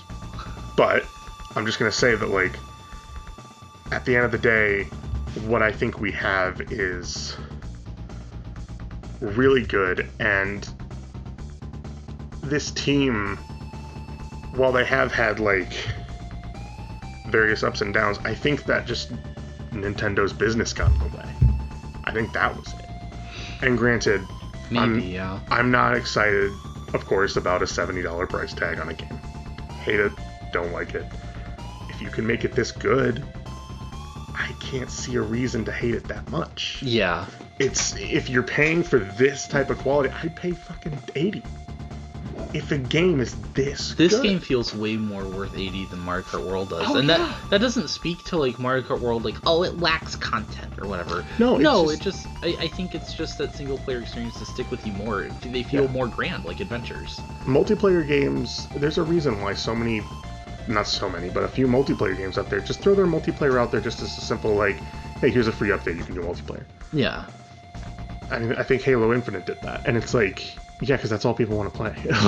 Yeah. They're not in it for the story, but it's for something like this, where it's a single-player adventure, I would absolutely thrive on it. And it's just that much better, in my opinion. I really do just want to see a course clear where Mario has, the feel of 64 Sunshine. That's really it. I think it can happen, too. And especially with what I've seen from this dev team, where they're... This dev team is high quality. They really are. They're the dev team I'm most interested in right now. The Splatoon and Animal Crossing team, they've got some interesting stuff going on with Splatoon Raiders and New Horizons. The Zelda team, of course, the Zelda team. They've always got stuff going on. Going crazy for the last decade. But this specific, the 3D Mario team, I'm very curious as to what they're going to do next. And I don't think we'll have to wait long because... there's a number of people that worked on Odyssey that aren't part of the credits in Bananza, but namely Odyssey's big producer Koizumi, nowhere in the Bananza credits. We're getting a 3D Mario next year, bro. Because the other thing is I don't think Mario's ever gone the first 2 years of a system without having a 3D game. Yeah, I do think we are going to get a 3D Mario down the road. And also remember that Bananza, according to the Ask the Developer interview, it's a really great. It's 3 pages. You should read it. It's fantastic. I'll check Everyone it out. should. I'll check it out. I'll definitely highlight some quotes as we read them. But or as you mentioned them. Bananza was originally a Switch 1 game. This started development a long time ago. I remember. And remember when I said in the previous discussion we did for this game that there was that canceled game from Vicarious Visions that never saw the light of day, probably canned around 2017. So, these guys make Odyssey, and then they probably start to develop Bananza. I don't think they give a specific time in in the interview, but probably around like 19 or 20. I think a smaller team was probably making Bowser's Fury, and then a larger team started working on this game. But it was hard to make the whole. From the very beginning, they wanted this to be a game where you could destroy the terrain. And they had a hard time making it work on Switch 1. So they made it for Switch 2, and then they decided, okay, well, let's make this like a real graphical powerhouse at like 1440p and such. And I think that was a great decision because, listen, I don't think any of us need to tell you, dear listener, how tired we got of the graphical, I would say less hiccups and more holocausts of the Switch era. And like, this isn't just me like kicking Pokemon in the shins again. Like, nah, like there's some stuff from as far back as Odyssey. Yeah, there was even Odyssey some stuff in Odyssey. I think Odyssey's one of the best looking Switch games. Yeah, but it is not without its flaws. Yeah, there's only a handful of Switch games I can think of where like I think this looks great and performs reasonably very well. Like Pikmin, Animal Crossing, Splatoon, Xenoblade. Breath of the Wild, I give a 10 out of 10 every day, but there are moments where it dips. Yeah. It absolutely dips, and I cannot deny that. Donkey Kong, the frame rate does lower from like 60 to 50 or 40 occasionally when like there's a big golden explosion, but to me that's the only time it happens. So even if it happens frequently, like I understand it. There's no part of the game where the performance drops and I'm like, okay, but like the Switch 2 really can't handle it. There's a lot going on with those explosions. I get it, Yeah, I've seen some people complain about like when they're in the poison forest area, and how like sometimes when you're not facing the water, it'll like lower render. Yeah, but it's not it's generally processing all the frame. grass and stuff. But yeah, I'm looking at that. I'm like, do you really care about the poison water? There's a like... big difference between dipping from 60 to like 45 and dipping from 30 to 15. To me, it feels like such a bigger difference. Yeah. Especially that, We're not getting any like Link's Awakening remake kind of like. Which I think they've actually. Scarlet and Violet. I think they actually did do test on Link's Awakening, and it's better on Link's Switch 2. Link's Awakening and Echoes of Wisdom both got updates, which is fantastic. All the Zelda games, really, I think, are great on Switch 2. I gotta replay them. Age of Calamity. Ones. Oh, you poor thing. But man, finally you can play that videos game. It's insane. They made a video game. I don't know what it was when it came out, a PowerPoint presentation, something. I played it. Index cards. I 100% of that game, actually. That's great. I'm so sorry. I had a few graphical hiccups that I noticed. But to me, they're like really noticeable in a game like that. You have more of a discerning eye. If I'm in the flow of something, I just go along with it. But I would love to see something else like that. Here's a good sign. I'm excited. I'm excited. This is the first time in a long time I've been excited for a series, like to hear about its news and stuff. Like, and I'm not typically one to be like, as far as like the next Zelda game, I'm not really going to be excited until I see something. Exactly, but Donkey Kong, it feels like, like we had 2 games from Retro Studios which were like fine. They were good. Like they are very well designed as like in terms of like platformer level design, but they weren't like exciting, like conceptually. And I think DK was missing that sauce for a while. That and like, Retro gets pulled to work on Prime 4. So like other than like K. Rool being in Smash, it felt very barren for a long time. You weren't getting a lot of spin-offs after like 2010 on the Wii. Like there were just no spin-offs. You got Returns, wait a couple years, Tropical Freeze, and then a desert, a DK-less desert. You have nothing to worry about between Bananza's immediate success and the fact that he played a major role in the Mario movie. We now know from, I think, a copyright or patent that was filed that yes, Illumination is making a Donkey Kong movie after the sequel comes out for the Mario movie, I think like next year. Yeah. The theme park, If we were just not gonna get a DK game for the next 7 years, would they have built an entire section of a theme park? You know, notice that they didn't build it for like Pikmin. Yeah. Or Nintendogs. No, they built it for DK because they have plans for DK. This is. Oh man. The last thing I could think of to talk about is, I haven't listened to a lot of the ZZZ videos that you and Ariel have made, but I don't know if you guys have talked much about like just all the Nintendo stuff lately. I don't have like really anything to say, but like this is the first thing that I've recorded with you since the Switch 2 came out. Yes. And yeah, I feel like there's not a lot to say because the Switch 2 in some ways is pretty boring, but like it's exactly what I wanted. Oh yeah, it's just a I'm okay that beefier Switch. I'm okay that there's nothing blowing my mind, because it's just blowing my mind that I have a Nintendo system not chugging at 15 FPS, like 720p. Bro, I can play Xenoblade 2 in handheld mode, because it always looks fine docked, but if you played in handheld, I don't know, it gets crusty. That got kind of it gets a little iffy.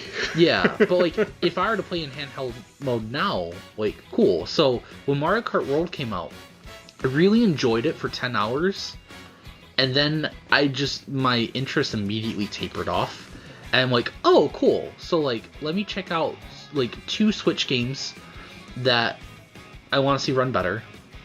Okay, I did that. Now I'm waiting for Donkey Kong Bonanza. And now I'm gonna probably replay Donkey Kong Bonanza. I am thinking about replaying it. I'm actually thinking about not doing a speed run, but like doing like a less banana run.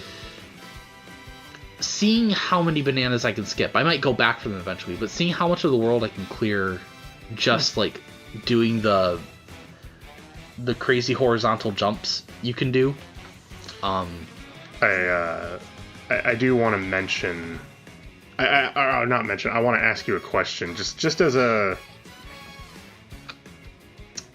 I don't know what the word is, but like just as kind of like a little icing on top of our discussion.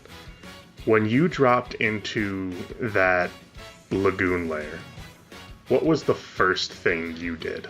I will send you the picture. Because I showed you, right?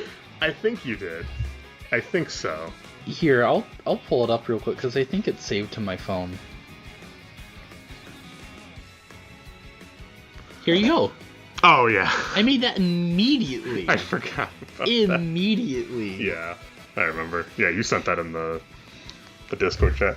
No, but the first thing I did, like gameplay wise, was I just started pummeling shit. I didn't even climb the top of the hill to like greet those 2 like monkeys. I was like, fuck it, and just went fucking Kong to the point where I was like, oh cool, I'm here now. I guess I'll play the game. Like, the thing that upsets me the most about this game, and thankfully it's the only thing that really upsets me.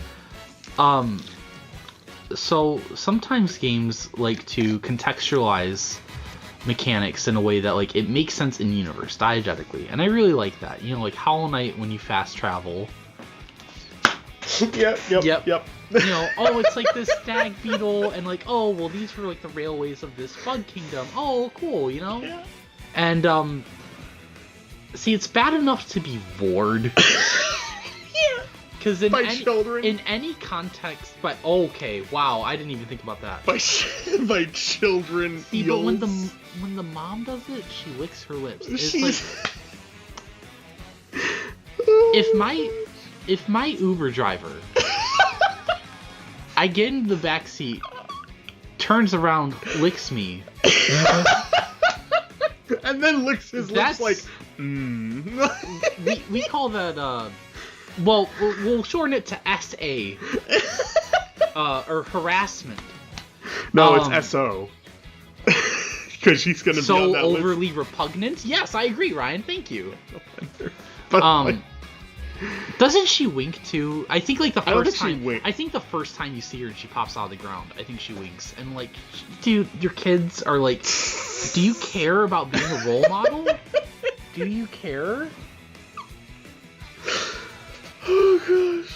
I think this is one of those cases where I'm not gonna say the kids have a mom and a dad. They have a dad and somebody else that is gonna report to the authorities. It's worse. It's a stepmom. And like, you know, if you have to enjoy half digesting me to take me to the canyon, then like, I'll put up with it. I'll put up with it. I got a kid on my back. She's like 14. Yeah, she's like 13. Can you at least pretend like you care about the ethics of behaving yourself around minors? Like, this is the second character in the game who doesn't know how to behave around minors. The first is Donkey Kong, because he just punches all the rocks and stuff. I'm just kidding. I'm talking about P. Diddy, who's thankfully not in this game. I was also kidding. Diddy Kong is a very wholesome character. I'm glad he hasn't been thanus by Nintendo's lawyers. Like, oh no, what are we gonna do? They didn't change his name. They didn't get rid of him.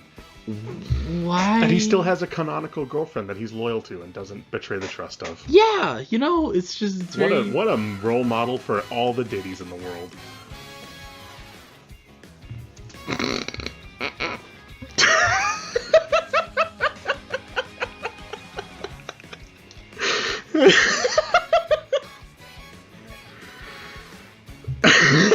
I feel like we're done after this. There is one last picture you're gonna put in. Okay. Let me find it. God, I really hate you. Why? What? What? I thought I was making a good point. You're fucked. I mean, yes, but new topic. You've been telling me I'm fucked for a very long time.